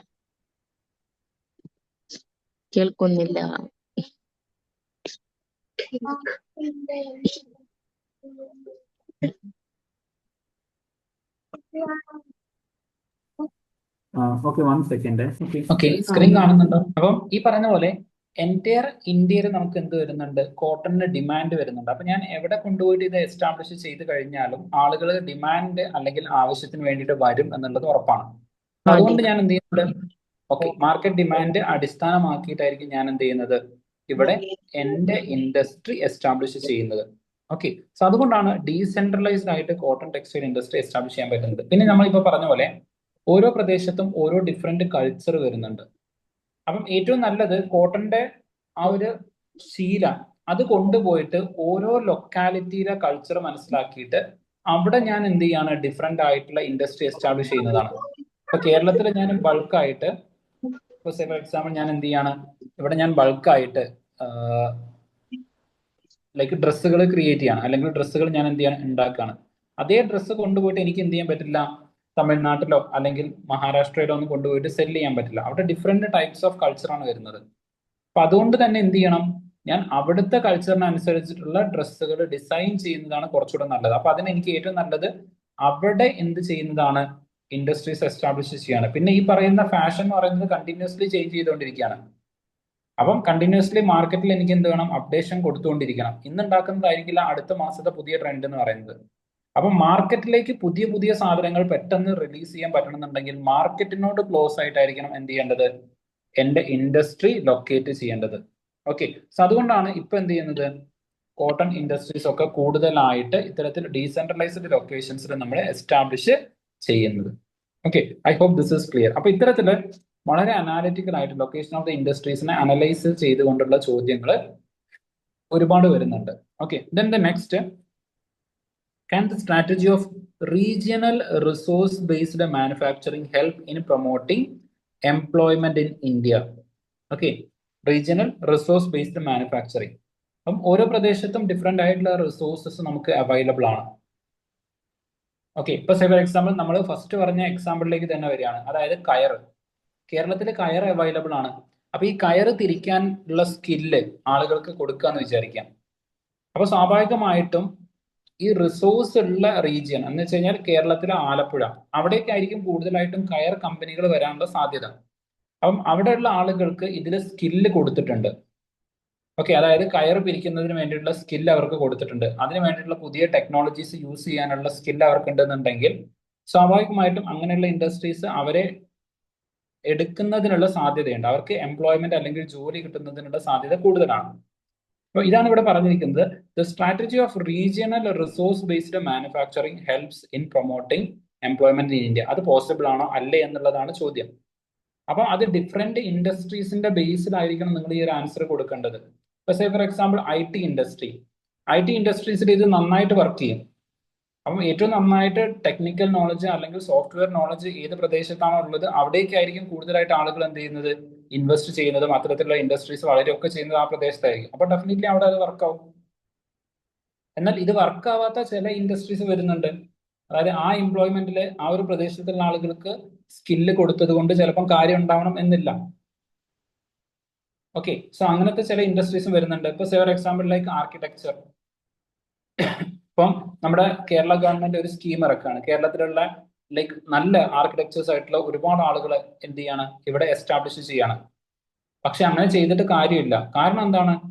ഏറ്റവും കൂടുതൽ കൺസ്ട്രക്ഷൻസ് ഏത് പ്രദേശത്താണോ നടക്കുന്നത് അവിടെ ആയിരിക്കും ആർക്കിടെക്ചർ എന്ത് ചെയ്യാം, അല്ലെങ്കിൽ ആർക്കിടെക്ചറൽ ഫേംസുകളെ എസ്റ്റാബ്ലിഷ് ചെയ്യാം. ഒരിക്കലും ഒരു റൂറൽ ഏരിയയിൽ കൊണ്ടുപോയിട്ട് നിങ്ങൾ എന്ത് ചെയ്യില്ല, നിങ്ങളുടെ ആർക്കിടെക്ചറൽ ഫേം നിങ്ങൾ എസ്റ്റാബ്ലിഷ് ചെയ്യില്ല. അതായത് ഹൗസ് ഒക്കെ ഡിസൈൻ ചെയ്യുന്ന നിങ്ങളുടെ കമ്പനി കൊണ്ടുപോയിട്ട് നിങ്ങൾ ഒരു റൂറൽ ഏരിയയിൽ വെക്കില്ല. കുറെ കൂടെ അർബൻ ആയിട്ടുള്ള പോർഷ് ഏരിയയിൽ, കാരണം ഈ ഒരു ലക്ഷറി അഫോർഡ് ചെയ്യാൻ പറ്റുന്ന ആൾക്കാരുടെ ഇടയിലായിരിക്കും നിങ്ങൾ ഈ ഒരു ഇൻഡസ്ട്രി എസ്റ്റാബ്ലിഷ് ചെയ്യുക. അപ്പം സ്വാഭാവികമായിട്ടും അവിടെ നിന്നുള്ള എംപ്ലോയ്മെന്റ് ആയിരിക്കും കൂടുതലായിട്ട് കിട്ടുന്നത്. ഓക്കെ, അപ്പം ഈ റീജിയണൽ റിസോഴ്സ് ബേസ്ഡ് ഉള്ള മാനുഫാക്ചറിങ് ഹെൽപ്പ് ചെയ്യുമെന്ന് ചോദിച്ചു കഴിഞ്ഞാൽ യെസ് ഇറ്റ് വിൽ ഹെൽപ്പ്. പക്ഷെ അത് ഏതൊക്കെ ഇൻഡസ്ട്രീസിൽ ഹെൽപ്പ് ചെയ്യും എന്നുള്ളത് നിങ്ങൾ പ്രോപ്പർ ആയിട്ട് എന്ത് ചെയ്യണം, ആൻസറിൽ ഇൻക്ലൂഡ് ചെയ്യണം വിത്ത് എക്സാമ്പിൾ. അതേപോലെ എന്ത് പറയണം, ഇത് ലൈക്ക് ഇമ്പാക്റ്റഡ് ആവാത്ത അല്ലെങ്കിൽ ഇത് വർക്ക് ആവാത്ത ഇൻഡസ്ട്രി ഉണ്ട്, അതും നിങ്ങൾ എന്ത് ചെയ്യണം, ഇതിന്റെ കൂടെ തന്നെ പറയണം. ഏതൊക്കെ ഇൻഡസ്ട്രീസിലായിരിക്കും ഇത് വർക്ക് ആവാത്തത് എന്നുള്ളതും കൂടെ കൃത്യമായിട്ട് നിങ്ങൾ എന്ത് ചെയ്യണം. ഓക്കെ, ഇന്ന ഇൻഡസ്ട്രീസിൽ ഇത് വർക്ക് ആവില്ല. ഇനി ചിലപ്പം ഈ പറയുന്ന എംപ്ലോയ്മെന്റ് അല്ലെങ്കിൽ സ്കില്ല് പ്രൊവൈഡ് ചെയ്തത് കൊണ്ട് മാത്രം ഈ രൂപത്തിൽ നമുക്ക് എംപ്ലോയ്മെന്റ് ജനറേറ്റ് ചെയ്യാൻ പറ്റണമെന്നില്ല. ഓക്കെ, സോ അതിന് വേണ്ടിയിട്ട് ചിലപ്പോൾ നമ്മൾ എന്ത് ചെയ്യേണ്ടതായിട്ട് വരും, നമ്മൾ അഡീഷണൽ ആയിട്ടുള്ള ചില കാര്യങ്ങൾ കൂടെ പ്രൊവൈഡ് ചെയ്യേണ്ടി വരും, അതായത് government support. Okay, so we may have to provide the government support. Government support കൊടുത്തു കഴിഞ്ഞാൽ മാത്രമേ ചിലപ്പോൾ എന്ത് ചെയ്യുള്ളൂ, ഇൻഡസ്ട്രീസ് വരുള്ളൂ. ഇപ്പോൾ കുറച്ചു കാലം മുമ്പ് നിങ്ങൾ വേണമെങ്കിൽ ഈ ഒരു സെഷൻ കഴിഞ്ഞിട്ട് സെർച്ച് ചെയ്ത് നോക്കിക്കോളൂ. കിറ്റെക്സ് എന്ന് പറയുന്ന ഒരു ബ്രാൻഡ് ഉണ്ടായിരുന്നു. ഓക്കെ, ആ കിറ്റെക്സ് എന്ന് പറയുന്ന ബ്രാൻഡ് കേരളത്തിൽ നിന്ന് വിട്ട് തെലങ്കാനയിലേക്ക് പോയി. അവർ ഇവിടെ ഒരു ഇൻഡസ്ട്രി എസ്റ്റാബ്ലിഷ് ചെയ്യാൻ വേണ്ടിയിട്ട് ശ്രമിച്ചിട്ടുണ്ടായിരുന്നു, പക്ഷെ അത് അവർ വിട്ടു. ഓക്കെ, അവിടുത്തത് അത് ഡിസ്ഇൻവെസ്റ്റ് ചെയ്തിട്ട് അവര് തെലങ്കാനയിലേക്കാണ് പിന്നെ പോയത്. അപ്പം അതിന് മെയിൻ റീസൺ എന്ന് പറയുന്നത് ഗവൺമെന്റ് പോളിസി ആയിരുന്നു. അപ്പൊ ഗവൺമെന്റ് പോളിസി ഫേവറബിൾ അല്ല എന്നുള്ള ഒരു ആർഗ്യുമെന്റിന്റെ പുറത്താണ് അവർ എന്ത് ചെയ്യുന്നത്, ഇവിടെ നിന്ന് വിട്ട് തെലങ്കാനയിലേക്ക് പോയത്. അപ്പം ഒരു എംപ്ലോയ്മെന്റ് ജനറേഷൻ മാത്രം ഉണ്ടാക്കിയിട്ട് കാര്യമില്ല, അതിന് വേണ്ടിയിട്ടുള്ള ഒരു എക്കോ സിസ്റ്റം കൂടെ ക്രിയേറ്റ് ചെയ്യണം. ഓക്കെ, അതിന് വേണ്ടിയിട്ടുള്ള ഇൻഫ്രാസ്ട്രക്ചേഴ്സ് പ്രൊവൈഡ് ചെയ്യണം. അവർ അട്രാക്ട് ചെയ്യാൻ വേണ്ടിയിട്ട് ചിലപ്പോൾ ടാക്സിൽ റിബേറ്റ് കാര്യങ്ങൾ അങ്ങനത്തതൊക്കെ പ്രൊവൈഡ് ചെയ്യേണ്ടത് വരും. അതുപോലെ ബെറ്റർ ആയിട്ടുള്ള ലിവിങ് കണ്ടീഷൻസ് കാര്യങ്ങൾ അത് പ്രൊവൈഡ് ചെയ്യേണ്ടതായിട്ട് വരും. ഓക്കെ, ഇലക്ട്രിസിറ്റി, അതുപോലെ തന്നെ ഡിജിറ്റൽ ടെക്നോളജി, ഇതെല്ലാം എന്ത് ചെയ്യണം, പ്രൊവൈഡ് ചെയ്യണം. അപ്പോഴൊക്കെ എന്ത് ചെയ്യുള്ളൂ, ഇൻഡസ്ട്രി വളരുള്ളൂ. അപ്പം ഇങ്ങനെ ഡിഫറെന്റ് ഡയമെൻഷൻസ് ഇൻക്ലൂഡ് ചെയ്യേണ്ട ഒരു ആൻസർ ആണ് ഇത്. 2019 ചോദിച്ചിട്ടുള്ള ഒരു ചോദ്യമാണ് ഇതെന്ന് പറയുന്നത്. Okay, then the next, discuss the factors four localisation of the agro based food processing industries in the north west India. North west ഇന്ത്യയിലേക്ക് ഇത്തരത്തിലുള്ള ഫുഡ് ബേസ്ഡ് ഇൻഡസ്ട്രീസ് കോൺസെൻട്രേറ്റ് ചെയ്യുന്നതിനുള്ള കാരണം എന്താണ് എന്നാണ് ചോദ്യം. ഓക്കെ, ഇപ്പൊ സിമ്പിൾ ആയിട്ട് പറഞ്ഞു കഴിഞ്ഞാൽ നോർത്ത് വെസ്റ്റ് റീജിയൻ, അതായത് പഞ്ചാബ് ഹരിയാന പ്രദേശത്ത് കൂടുതലായിട്ട് ഗോതമ്പ് കൾട്ടിവേറ്റ് ചെയ്യുന്നുണ്ട്. ആ ഗോതമ്പ് യൂസ് ചെയ്തുകൊണ്ട് എന്ത് ചെയ്യാം, ബിസ്ക്കറ്റ് പ്രൊഡ്യൂസ് ചെയ്യാം. ഓക്കെ, അതായത് ഡിഫറെന്റ് ആയിട്ടുള്ള കുക്കീസ് കാര്യങ്ങൾ പ്രൊഡ്യൂസ് ചെയ്യാം. അപ്പൊ അത് ഫുഡ് പ്രോസസിംഗ് ഇൻഡസ്ട്രീസ് ആണ്. സോ ഇതൊരു ഫാക്ടറാണ്, റോ മെറ്റീരിയൽസ് അവിടെയാണ് കൂടുതലായിട്ട് കിട്ടുന്നത്. So the factors four localisation of the agro based food processing industries in north west India. Okay, so ഇത്തരത്തിലുള്ള വിത്ത് എക്സാമ്പിൾസ് ആയിരിക്കണം നിങ്ങൾ നിങ്ങളുടെ ആൻസർ കൊടുക്കേണ്ടത്. ഇതല്ലാതെ ഡിഫറെന്റ് ആയിട്ടുള്ള മറ്റ് എക്സാമ്പിൾസ് നിങ്ങൾക്ക് കൊടുക്കാം. ഓക്കെ, അപ്പൊ ഇതൊക്കെ ലൊക്കേഷൻ ബേസ്ഡ് ആയിട്ടാണ് ചോദ്യം വരുന്നത്. Then again, do you agree that there is a growing trend of opening new sugar mills in the southern state of India? Discuss with justification. ഇതാണ് ഞാൻ നേരത്തെ പറഞ്ഞത്. ഓക്കെ, പുതിയ ഹൈ ഈൽഡിംഗ് വെറൈറ്റി കാര്യങ്ങളൊക്കെ വരുന്നുണ്ട്. അതിന്റെ ഭാഗമായിട്ട് നോർത്തിൽ നിന്ന് സൗത്തിലേക്ക് എന്ത് ചെയ്യുന്നുണ്ട്, ഷുഗർ മിൽസിന്റെ ചേഞ്ച് വരുന്നുണ്ട്. Okay, location of industries factors influence ചെയ്യുന്നതിനെ കുറിച്ച് തന്നെയാണ് ചോദിച്ചിരിക്കുന്നത്. then അടുത്തത് petroleum refineries are not necessarily located near to crude oil producing areas, particularly in many of the developing countries. Explain its implication. ഇവിടെ ചോദിച്ചിരിക്കുന്നത് അതിന്റെ കാരണമല്ല, ഇംപ്ലിക്കേഷൻ ആണ്. ഓക്കെ, എന്ന് വെച്ച് കഴിഞ്ഞാൽ ഇമ്പാക്ട് എന്നുള്ള അർത്ഥം. ഓക്കെ, ഇപ്പൊ നിങ്ങൾ നോക്കുകയാണെന്നുണ്ടെങ്കിൽ കൊച്ചിയിൽ എന്ത് ചെയ്യുന്നുണ്ട്, നമുക്ക് ക്രൂഡ് ഓയിൽ റിഫൈനറീസ് വരുന്നുണ്ട്. പക്ഷെ കൊച്ചിയിൽ എവിടെയും നമുക്ക് എന്തില്ല, ഈ പറയുന്ന ക്രൂഡ് ഓയിൽ പ്രൊഡ്യൂസിങ് ഏരിയ അല്ല. അപ്പൊ കൊച്ചിയിലേക്ക് വരുന്ന ക്രൂഡ് ഓയിൽ, നിങ്ങൾ കൊച്ചിയിൽ പോയി കഴിഞ്ഞാൽ നിങ്ങൾക്ക് കാണാം ഒരുപാട് ക്രൂഡ് ഓയിൽ അല്ലെങ്കിൽ ക്രൂഡ് ഓയിലും കൊണ്ടുവരുന്ന ഒരുപാട് ഷിപ്സുകൾ അങ്ങോട്ടേക്ക് വരുന്നത് നിങ്ങൾക്ക് കാണാം. അപ്പൊ ഇത് എവിടുന്ന് വരുന്നതാണ്, ഗൾഫ് റീജിയനിൽ നിന്ന് വരുന്നതാണ്. നമ്മുടെ നിയർ ബൈ ഏരിയ ആയിട്ട് വരുന്ന Gulf region. Okay, middle east അല്ലെങ്കിൽ വെസ്റ്റ് ഏഷ്യൻ പ്രദേശത്ത് അവിടെ എന്തുണ്ട്, ഈ പറയത്തില് ക്രൂഡ് ഓയിലിന്റെ ഡെപ്പോസിറ്റ് ഉണ്ട്. അവിടെ നിന്ന് അത് എക്സ്ട്രാക്ട് ചെയ്തിട്ട് അത് നേരെ വരുന്നത് കൊച്ചിയിലാണ്. കൊച്ചിയിൽ നിന്ന് റിഫൈൻ ചെയ്ത് നമ്മളത് ലോകത്തിന്റെ വിവിധ ഭാഗത്തേക്ക് എക്സ്പോർട്ട് ചെയ്യും. അപ്പം ഇന്ത്യ എന്ന് പറയുന്നത് ഒരു പെട്രോളിയം എക്സ്പോർട്ടിംഗ് കൺട്രിയാണ്. ഓക്കെ, സോ ഇന്ത്യ എന്ന് പറയുന്നത് ഒരു പെട്രോളിയം എക്സ്പോർട്ടിംഗ് കൺട്രിയും കൂടിയാണ്. നമ്മൾ ഇമ്പോർട്ട് ചെയ്യുക മാത്രമല്ല ചെയ്യുന്നത്, വി ആർ എക്സ്പോർട്ടിങ് ഇറ്റ്. കാരണം നമുക്ക് ഇങ്ങോട്ടേക്ക് വരുന്ന ക്രൂഡ് ഓയിൽ അതിനെ റിഫൈൻ ചെയ്ത് ഡിഫറെന്റ് പെട്രോളിയം പ്രൊഡക്ട്സ് ആക്കിയിട്ട് നമ്മൾ അതിനെ എക്സ്പോർട്ട് ചെയ്യുന്നുണ്ട്. അപ്പൊ അതിന് നമ്മളെ ഹെൽപ്പ് ചെയ്യുന്നത് we have that technology. Okay, Visakhapatnam, Kochi ഇത്തരം പ്രദേശത്തൊക്കെ റിഫൈനറീസ് കാണാൻ പറ്റും, ബോംബെ. ഓക്കെ, സോ അതാണ് ഇവിടെ ചോദിച്ചിരിക്കുന്നത്. Then the next question, what is the significance of the industrial corridors in India? Identify industrial corridors, explain their main characteristics. So industrial corridors എന്ന് പറയുന്നത് ഒരു ലാർജ് ഏരിയയിലേക്ക് ഗവൺമെന്റ് സപ്പോർട്ടോട് കൂടിയിട്ട് എന്ത് ചെയ്യാണ്, ഇൻഡസ്ട്രീസ് എസ്റ്റാബ്ലിഷ് ചെയ്യാണ്. ഓക്കെ, അങ്ങനെ ഡിഫറെന്റ് ആയിട്ടുള്ള ഇൻഡസ്ട്രിയൽ കോറിഡോർസ് വരുന്നുണ്ട്, ലൈക്ക് കൊല്ലം, ട്രിവാൻഡ്രം. ഓക്കെ, ദെൻ അതുപോലെ തന്നെ ബാംഗ്ലൂർ, ചെന്നൈ, ഇതൊക്കെ ഡിഫറെന്റ് ആയിട്ടുള്ള ഇൻഡസ്ട്രിയൽ കോറിഡോർസ് ആണ്. ആഗ്ര, ഡൽഹി. ഓക്കെ, സോ ഇങ്ങനെ ഡിഫറെന്റ് ആയിട്ടുള്ള ഇൻഡസ്ട്രിയൽ കോറിഡോർസ് വരുന്നുണ്ട്. അപ്പം ഇതിനെ കുറിച്ചിട്ടാണ് ചോദ്യം എന്ന് പറയുന്നത്. ഇത് ലൈക്ക് കുറച്ച് ക്വസ്റ്റ്യൻസ് മാത്രം ഞാൻ പിക്ക് ചെയ്തതാണ്. ഇതല്ലാതെ ഈവൻ സർവീസ് സെക്ടറിനെ കുറിച്ചിട്ടും പ്രൈമറി സെക്ടറിനെ കുറിച്ചിട്ടും ഒക്കെ എന്ത് ചെയ്തിട്ടുണ്ട്, ഇത്തരത്തിലുള്ള ചോദ്യം വന്നിട്ടുണ്ട്. ഓക്കെ, ദെൻ ഇവിടേക്ക് വരുന്ന സമയത്ത് enumerate the problems and the prospects of the inland water transport. ട്രാൻസ്പോർട്ടിനെ കുറിച്ചാണ് ചോദിച്ചിരിക്കുന്നത്. Transport is a service sector. Okay, again, the state of Jammu and Kashmir, Himachal Pradesh, Uttarakhand reaching their limit of their ecological carrying capacity due to tourism. Tourism is a service sector. ഇപ്പൊ പ്രധാനപ്പെട്ട പ്രദേശങ്ങളിൽ tourism activity as such നടക്കുന്നില്ല. അതിന് കാരണം എന്താണെന്നുള്ള ചോദ്യം. Then, Indian regional navigation satellite system needed. Does it helps in navigation? Science and technology എന്നൊരു ചോദ്യമാണ്. ബട്ട് ഇതിനെ നമ്മൾ കമ്മ്യൂണിക്കേഷൻ എന്നുള്ള അർത്ഥത്തിലേക്ക് നോക്കുന്ന സമയത്ത് സർവീസ് സെക്ടറുമായിട്ട് ബന്ധപ്പെട്ടിട്ട് നിങ്ങൾക്ക് എന്ത് ചെയ്യാം, ആൻസർ ചെയ്യാവുന്നതാണ്. ഓക്കെ, സോ ഇത്തരത്തില് ലൊക്കേഷൻ ബേസ് ചെയ്തുകൊണ്ടുള്ള ഒരുപാട് ചോദ്യങ്ങൾ എന്ത് ചെയ്തിട്ടുണ്ട്, UPSC ചോദിച്ചിട്ടുണ്ട്. ലൊക്കേഷൻ ഓഫ് ദ ഇൻഡസ്ട്രീസ് എന്ന് പറയുന്ന ആ ഒരു പെർട്ടിക്കുലർ ഏരിയ മാത്രം കൺസിഡർ ചെയ്യുമ്പോൾ. ഓക്കെ, സോ അതുകൊണ്ട് തന്നെ ഈ കാര്യങ്ങൾ ഇനി അങ്ങോട്ടേക്ക് നമ്മൾ ഡിസ്കസ് ചെയ്യാൻ പോകുന്ന ഡിഫറെന്റ് ഇൻഡസ്ട്രിയൽ റീജിയൻസ്, അവിടുത്തെ എക്സാമ്പിൾസ്, അവിടെ അത്തരം ഇൻഡസ്ട്രീസ് എസ്റ്റാബ്ലിഷ് ചെയ്യാൻ കാരണമായിട്ടുള്ള ഫാക്ടേഴ്സ്, ഇത് കൃത്യമായിട്ട് നിങ്ങൾ പഠിച്ചിട്ടുണ്ടായിരിക്കണം. ഓക്കെ, സോ ഇന്നത്തെ ക്ലാസ് കഴിയുന്ന സമയത്ത് ഈ മൊത്തം സ്ലൈഡ് ആയിരിക്കും ഞാൻ എന്ത് ചെയ്യുന്നത്, ഷെയർ ചെയ്യുന്നത്. ബട്ട് ഓക്കെ, അതിലെ ചില ഏരിയാസ് ചിലപ്പോൾ ഇന്ന് എടുക്കാൻ പറ്റിക്കോണമെന്നില്ല. എന്നിരുന്നാലും നിങ്ങൾ അതൊക്കെ ഒന്ന് റീഡ് ചെയ്ത് നോക്കുക. We will be continuing that in the next class also. Okay, so നമ്മുടെ ഇന്ത്യയിലുള്ള മേജർ ആയിട്ടുള്ള, ഇത് ഓൾറെഡി നിങ്ങളിപ്പോൾ പറഞ്ഞതാണ്, മുംബൈ, ബാംഗ്ലൂർ, ചെന്നൈ, ഓക്കെ, ട്രിവാൻഡ്രം, ഇതൊക്കെ ഓൾറെഡി നിങ്ങൾ കുറച്ച് മുമ്പ് ഞാൻ നിങ്ങളുടെ അടുത്ത് ചോദിച്ച സമയത്ത് ഇന്ത്യയിലെ ഡിഫറെന്റ് ആയിട്ടുള്ള ഇൻഡസ്ട്രിയൽ റീജിയൻസ് ഓൾറെഡി നിങ്ങൾ പറഞ്ഞു ഇവിടെ. ഓക്കെ, സോ അതിനെ നമ്മൾ കുറച്ചുകൂടെ ഡീറ്റെയിൽ ആയിട്ട് ഡിസ്കസ് ചെയ്യാൻ വേണ്ടിയിട്ട് പോവാണ്. കാരണം UPSC എക്സാമിനേഷനിൽ കൂടുതൽ ഇന്ത്യയുടെ ഇൻഡസ്ട്രിയൽ ലൊക്കേഷൻസിനെ ബേസ് ചെയ്തിട്ടായിരിക്കും ചോദ്യങ്ങൾ വരാൻ സാധ്യതയുള്ളത്. അപ്പൊ ആ ഒരു സാധ്യത കൺസിഡർ ചെയ്തുകൊണ്ടാണ് നമ്മൾ എന്ത് ചെയ്യുന്നത്, ഈ ഒരു ഡിസ്കഷൻ നടത്തുന്നത്. അപ്പൊ ഇതിലേക്ക് വരുന്ന സമയത്ത് ഫസ്റ്റ് വരുന്നത് Mumbai Pune cluster. Okay, so Mumbai Pune cluster ഈ ഒരു റീജിയനിലാണ്. ഓക്കെ, മുംബൈ പൂന ക്ലസ്റ്റർ വരുന്നത്.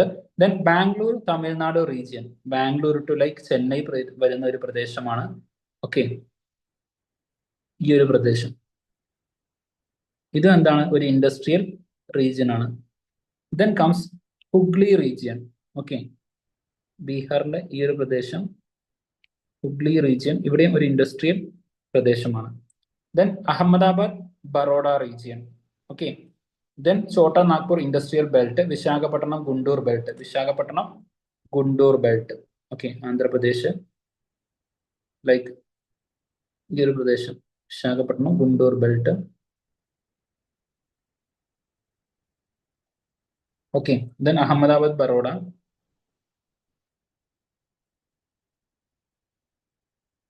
Then Chota Nagpur industrial belt, അത് ഈ പറയുന്ന ഈ ഒരു എൻറ്റയർ പ്രദേശം, ഛത്തീസ്ഗഡ്, ജാർഖണ്ഡ്, ഈ ഒരു പ്രദേശം.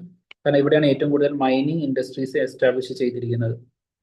Okay, then comes like Gurgaon, Delhi, Meerut region എന്ന് വെച്ച് കഴിഞ്ഞാൽ Haryana to Delhi, NCR region, UP, ഈ ഒരു പ്രദേശത്ത് നാഷണൽ ക്യാപിറ്റൽ റീജിയൻ, അതിനെയാണ് NCR എന്ന് പറയുന്നത്. ഡൽഹി ഉൾപ്പെടുന്ന പ്രദേശം, ഈ ഒരു പ്രദേശം അത് എന്താണ്, ഒരു മേജർ ഇൻഡസ്ട്രിയൽ റീജിയൻ ആണ്.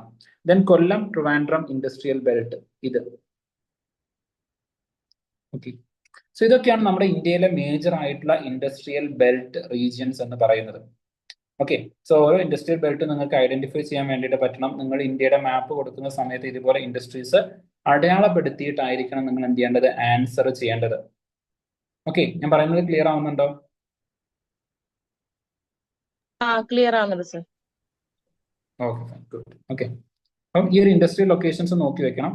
ഇനി ഓരോ പ്രദേശത്തും വരുന്ന മേജർ ആയിട്ടുള്ള ഇൻഡസ്ട്രീസ് ഏതൊക്കെയാണ് എന്നുള്ളതാണ് ഇനി നമ്മൾ ഡിസ്കസ് ചെയ്യാൻ പോകുന്നത്.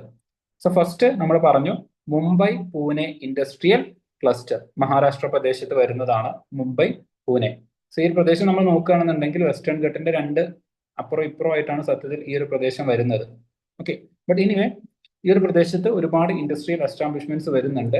അതായത് മുംബൈയുടെ ഇനീഷ്യലി മുംബൈ ആയിരുന്നു ഏറ്റവും പ്രധാനപ്പെട്ട ഒരു ലൊക്കേഷൻ എന്ന് പറയുന്നത്. പിന്നീട് അതിന്റെ ഒരു പെരിയ അർബൻ ഏരിയ ആയിട്ട് പൂനെ വരുന്നുണ്ട്. പിന്നീട് പൂനെ തന്നെ എന്ത് ചെയ്യുന്നുണ്ട്, ഒരു മേജർ ഇൻഡസ്ട്രിയൽ ലൊക്കേഷൻ ആയിട്ട് പിന്നീട് വളർന്നു വരികയാണ് ചെയ്യുന്നത്. പിന്നെ ഈ രണ്ട് ഇൻഡസ്ട്രിയൽ ലൊക്കേഷൻസിനെ കണക്ട് ചെയ്തുകൊണ്ട് അതിന്റെ ഇൻ ബിറ്റ്വീൻ വരുന്ന പ്രദേശങ്ങളും കൂടെ എന്ത് ചെയ്യുന്നുണ്ട്, ഒരു മേജർ ഇൻഡസ്ട്രിയൽ റീജിയൻ ആയിട്ട് പിന്നീട് ഡെവലപ്പ് ചെയ്ത് വരികയാണ് ചെയ്യുന്നത്. ഓക്കെ, സോ അവിടെ വരുന്ന മേജർ ആയിട്ടുള്ള ഇൻഡസ്ട്രീസ് ഏതൊക്കെയാണെന്നുള്ളത് നോക്കാം.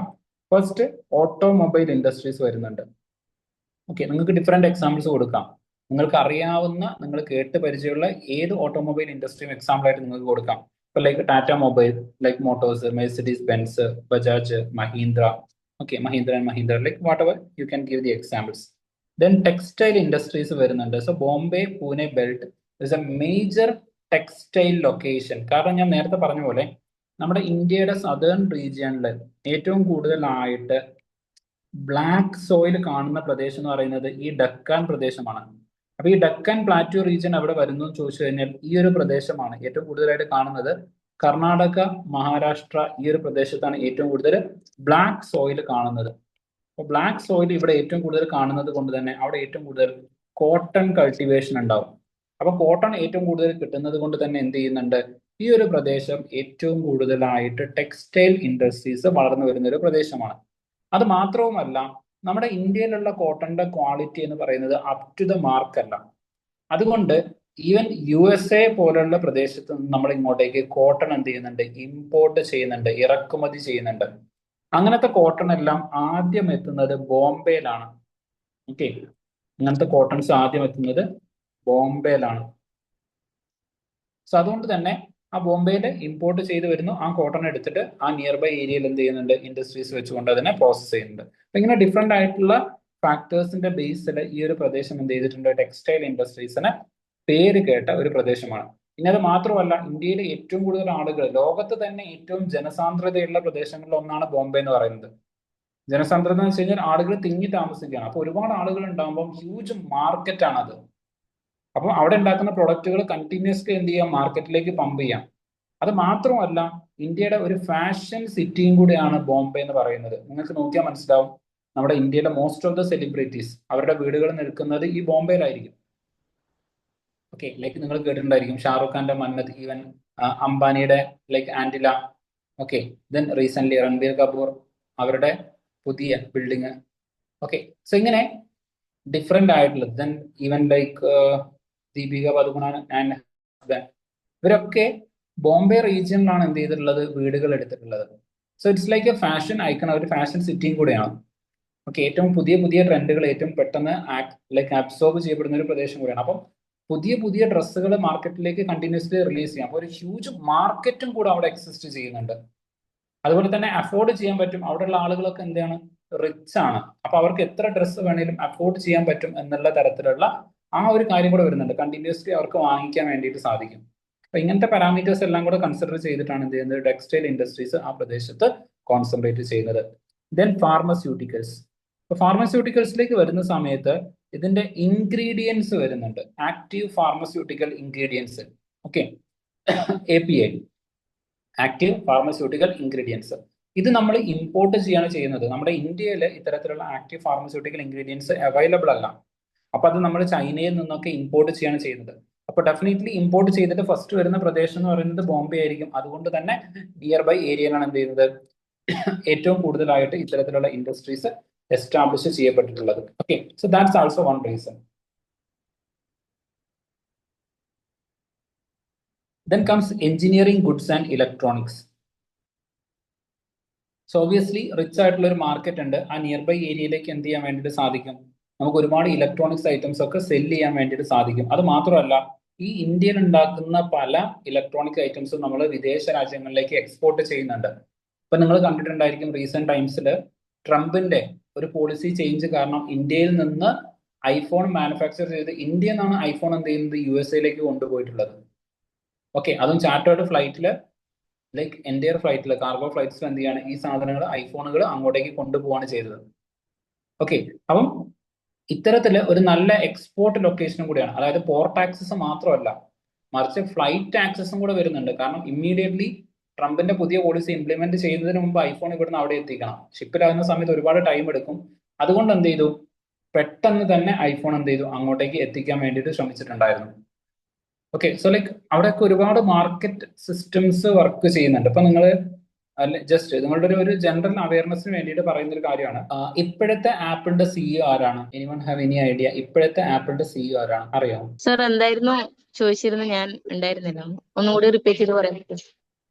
അതായത് ഇപ്പോഴത്തെ ആപ്പിളിന്റെ സിഇഒ ആരാണ്?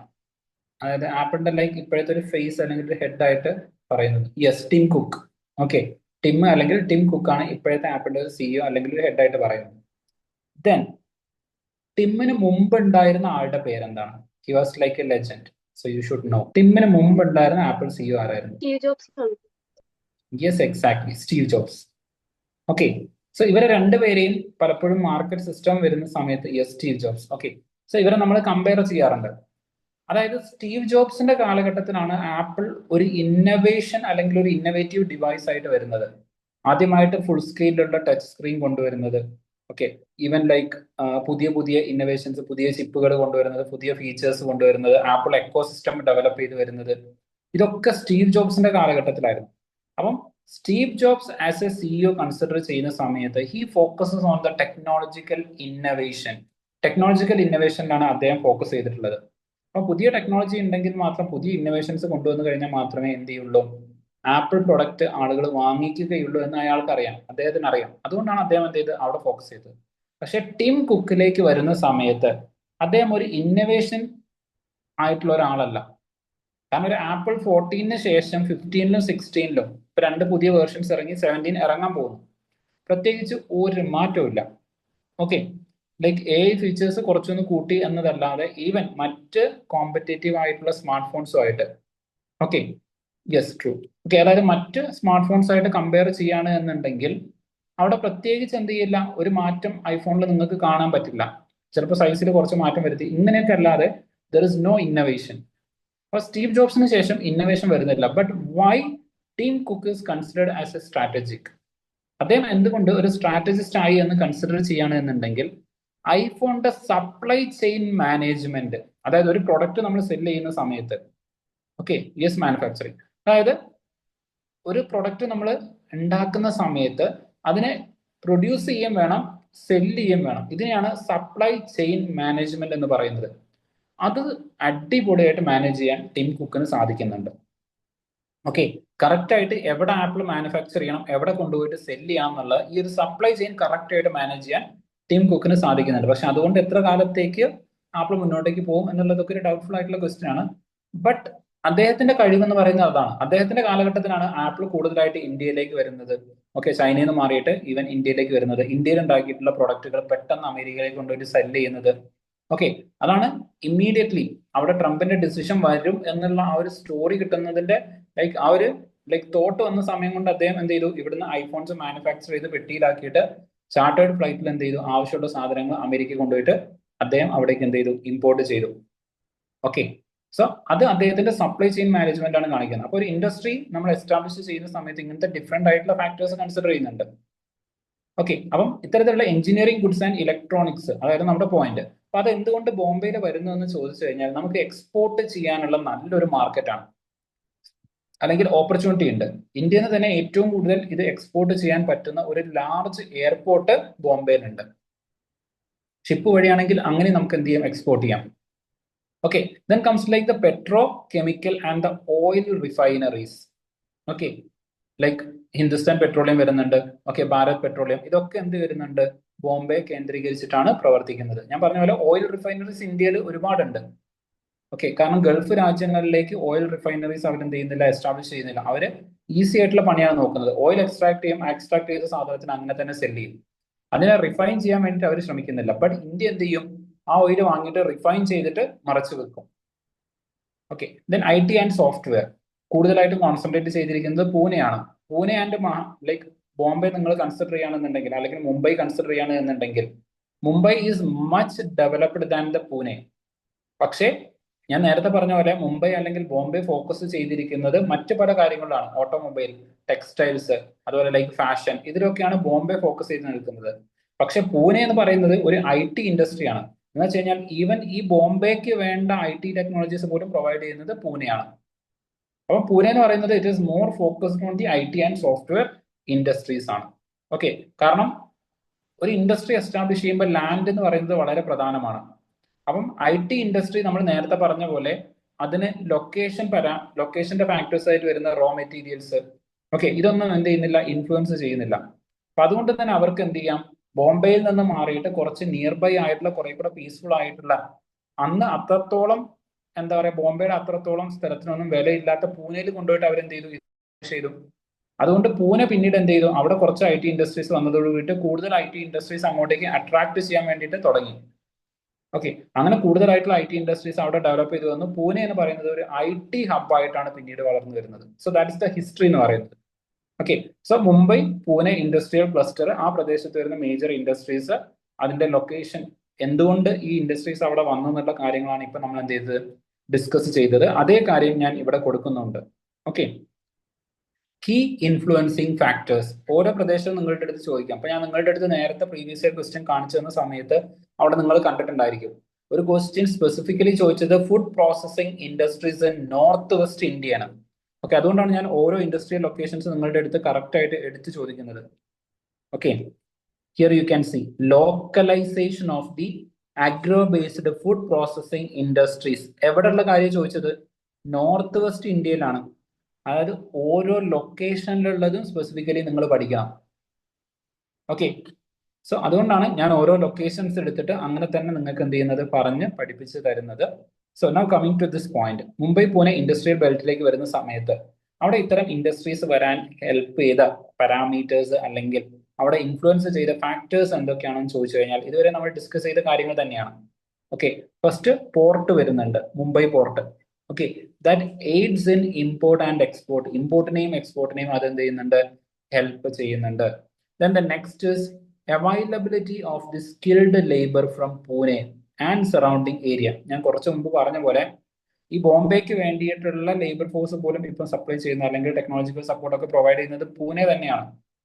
ഓക്കെ, അപ്പം ഇത് രണ്ടും കൂടെ ഇതിന്റെ ഒരു ലൈക്ക് ഒരു അഗ്ലോമറേഷൻ ആയിട്ട് അല്ലെങ്കിൽ ഇതിന്റെ ഒരു ഓക്സിലറി ആയിട്ട്, ബോംബെയുടെ ഓക്സിലറി ആയിട്ട് വളർന്നു വരുന്നതാണ് പൂനെ എന്ന് പറഞ്ഞത്. ഓക്കെ, ഇപ്പം കുറെ കൂടെ ഇൻഡിപെൻഡന്റ് ആയിട്ട് പൂനെ ആയിട്ട് തന്നെ എന്ത് ചെയ്യുന്നുണ്ട്, വളർന്നു വരുന്നുണ്ട്. ബട്ട് ഞാൻ പറയുന്നത് ആ ഒരു ഇനീഷ്യൽ ടൈമിൽ അങ്ങനെയായിരുന്നു. Okay, then well connected transport network between Pune and Bombay. ഞാൻ നേരത്തെ പറഞ്ഞു വെസ്റ്റേൺ ഘട്ടിന്റെ അപ്പുറം ഇപ്പുറം നിൽക്കുന്ന രണ്ട് പ്രദേശങ്ങളാണ്, അല്ലെങ്കിൽ അത്യാവശ്യം ഡിസ്റ്റൻസ് ഉണ്ട്, ബോംബെ പൂനെ അത്യാവശ്യം ഡിസ്റ്റൻസ് ഉള്ളതാണ്. പക്ഷെ എന്തുകൊണ്ട് ഈ രണ്ട് പ്രദേശങ്ങളെ കണക്ട് ചെയ്തുകൊണ്ട് ഇൻഡസ്ട്രിയൽ കോറിഡോർ വളർന്നു വന്നു എന്ന് ചോദിച്ചു കഴിഞ്ഞാൽ ഇത് രണ്ടിനെയും കണക്ട് ചെയ്തുകൊണ്ട് നല്ല ഹൈവേസ്, റോഡ്, റെയിൽ കണക്ടിവിറ്റി ഒക്കെ എന്ത് ചെയ്യുന്നുണ്ട്, എക്സിസ്റ്റ് ചെയ്യുന്നുണ്ട്.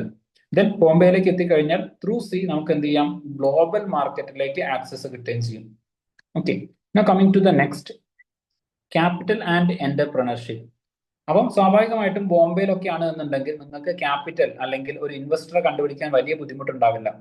ഓക്കെ, ഇന്ത്യയിലെ ഏറ്റവും വലിയ ധനികനായിട്ടുള്ള അംബാനി മുതൽ താഴത്തേക്കുള്ള ഒട്ടുമിക്ക ധനികന്മാരും ബോംബെയിൽ നിങ്ങൾക്ക് കാണാം. സോ ഡെഫിനറ്റ്ലി ഒരു ഇൻവെസ്റ്ററെ കണ്ടുപിടിക്കുന്നതിന് വേണ്ടിയിട്ട് അല്ലെങ്കിൽ ഒരു ക്യാപിറ്റൽ ഫൈൻഡ് ഔട്ട് ചെയ്യുന്നതിന് വേണ്ടിയിട്ട് നിങ്ങൾക്ക് അത്രത്തോളം ബുദ്ധിമുട്ടേണ്ട ഒരു കേസ് വരുന്നില്ല. Okay, so that's also one factor. Then അത് മാത്രമല്ല, നമ്മുടെ ഹിസ്റ്റോറിക്കലി നോക്കുകയാണ് എന്നുണ്ടെങ്കിൽ ഇപ്പൊ നമുക്ക് ഡിഫറെന്റ് കമ്മ്യൂണിറ്റീസ് ഉണ്ട്. ഓരോ കമ്മ്യൂണിറ്റീസിനും ഡിഫറെന്റ് ടൈപ്സ് ഓഫ് ജോബ് വരുന്നുണ്ട്. പക്ഷേ ഇന്ത്യയിലെ ഏറ്റവും വലിയ മർച്ചന്റ് കമ്മ്യൂണിറ്റീസ് എന്ന് പണ്ട് മുതലേ അറിയപ്പെടുന്ന കമ്മ്യൂണിറ്റീസ് ആണ് പാർസീസും ഗുജറാത്തീസും മാർവാരീസും. ഓക്കെ, ഇവർ പണ്ട് മുതലേ റിച്ച് ആയിരുന്നു എന്നുള്ളത് മാത്രമല്ല, ഇവർ പണ്ട് മുതലേ ബിസിനസ്സിൽ ഫോക്കസ് ചെയ്യുന്ന ആളുകളുമാണ്. Okay, they are like more focusing on the business. അപ്പം പാർസി, ഗുജറാത്തി, മാർവാരി, അപ്പം ഈ ആളുകളുടെ ആ ഒരു കമ്മ്യൂണിറ്റിയുടെ അവരുടെ ഉള്ളിൽ ഇൻബിൽഡ് ആയിട്ട് എന്റർപ്രണർഷിപ്പ് ഉണ്ട്. കാരണം കാലങ്ങളായിട്ട് അവർ ബിസിനസ് ഡിസ്കസ് ചെയ്യുന്ന ആളുകളാണ്. അപ്പൊ സ്വാഭാവികമായിട്ടും ഇപ്പൊ ലൈക്ക് എന്റെ ഫാമിലിയിൽ എന്റെ ലൈക്ക് ഫാദർ ആൻഡ് മദർ ഇവരൊക്കെ ഡിസ്കസ് ചെയ്യുന്നത് ബിസിനസ് ആണെങ്കിൽ ചെറുപ്പം മുതലേ ബിസിനസിനെ കുറിച്ചുള്ള കാര്യമായിരിക്കും എന്റെ ഉള്ളിൽ. അപ്പൊ സ്വാഭാവികമായിട്ടും I will be socially conditioned അല്ലെങ്കിൽ ഞാൻ വളർന്നു വരുന്നത് ഒരു ബിസിനസ്മാൻ ആയിട്ടായിരിക്കും. ആ എന്നെ കൊണ്ടുപോയിട്ട് ലൈക്ക് ടീച്ചിങ്ങിന് വേണ്ടിയിട്ടോ അല്ലെങ്കിൽ ലൈക്ക് ഒരു ഡോക്ടർ ആവാനോ വിട്ടു കഴിഞ്ഞാൽ എനിക്ക് അതിനൊരു ടെൻഡൻസി ഉണ്ടാവില്ല. എന്റെ നാച്ചുറൽ ടെൻഡൻസി, എന്റെ നാച്ചുറൽ ഇൻക്ലിനേഷൻ എന്ന് പറയുന്നത് ടുവേർഡ്സ് ബിസിനസ് ആണ്. അപ്പൊ അതുകൊണ്ട് തന്നെ ഈ കമ്മ്യൂണിറ്റി ആദ്യകാലം മുതലേ ബിസിനസ് കമ്മ്യൂണിറ്റി ആയതുകൊണ്ട് even now they continue to be strong business communities അല്ലെങ്കിൽ ബിസിനസ് ഗ്രൂപ്പ്സ് ഇൻ ഇന്ത്യ. അപ്പൊ അവരുടെ അടുത്ത് ക്യാപിറ്റലും ഉണ്ട്, എന്റർപ്രണർഷിപ്പും ഉണ്ട്. അപ്പൊ അവർ വീണ്ടും വീണ്ടും ഇതേ പ്രദേശത്ത് തന്നെ എന്ത് ചെയ്യുന്നുണ്ട്, ഇൻഡസ്ട്രീസ് എസ്റ്റാബ്ലിഷ് ചെയ്യുന്നുണ്ട്. ദെൻ അർബൻ മാർക്കറ്റ്, ഞാൻ നേരത്തെ പറഞ്ഞ പോലെ ബോംബെ എന്ന് പറയുന്നത് one of the largest population density ഉള്ള ഒരു പ്രദേശമാണ് ഇന്ത്യയിലെ. അപ്പം അവിടേക്ക് നിങ്ങൾക്ക് എന്ത് പ്രൊഡക്റ്റും കൊണ്ടുപോയിട്ട് സെൽ ചെയ്താൽ അത് വാങ്ങിക്കാനുള്ള ആൾക്കാർ അവിടെ ഉണ്ട്. ഇനി അൾട്രാ റിച്ച് ആയിട്ടുള്ള അംബാനി മുതൽ ഓക്കെ അവിടെ ചേരി പ്രദേശം വരെ ഉണ്ട്.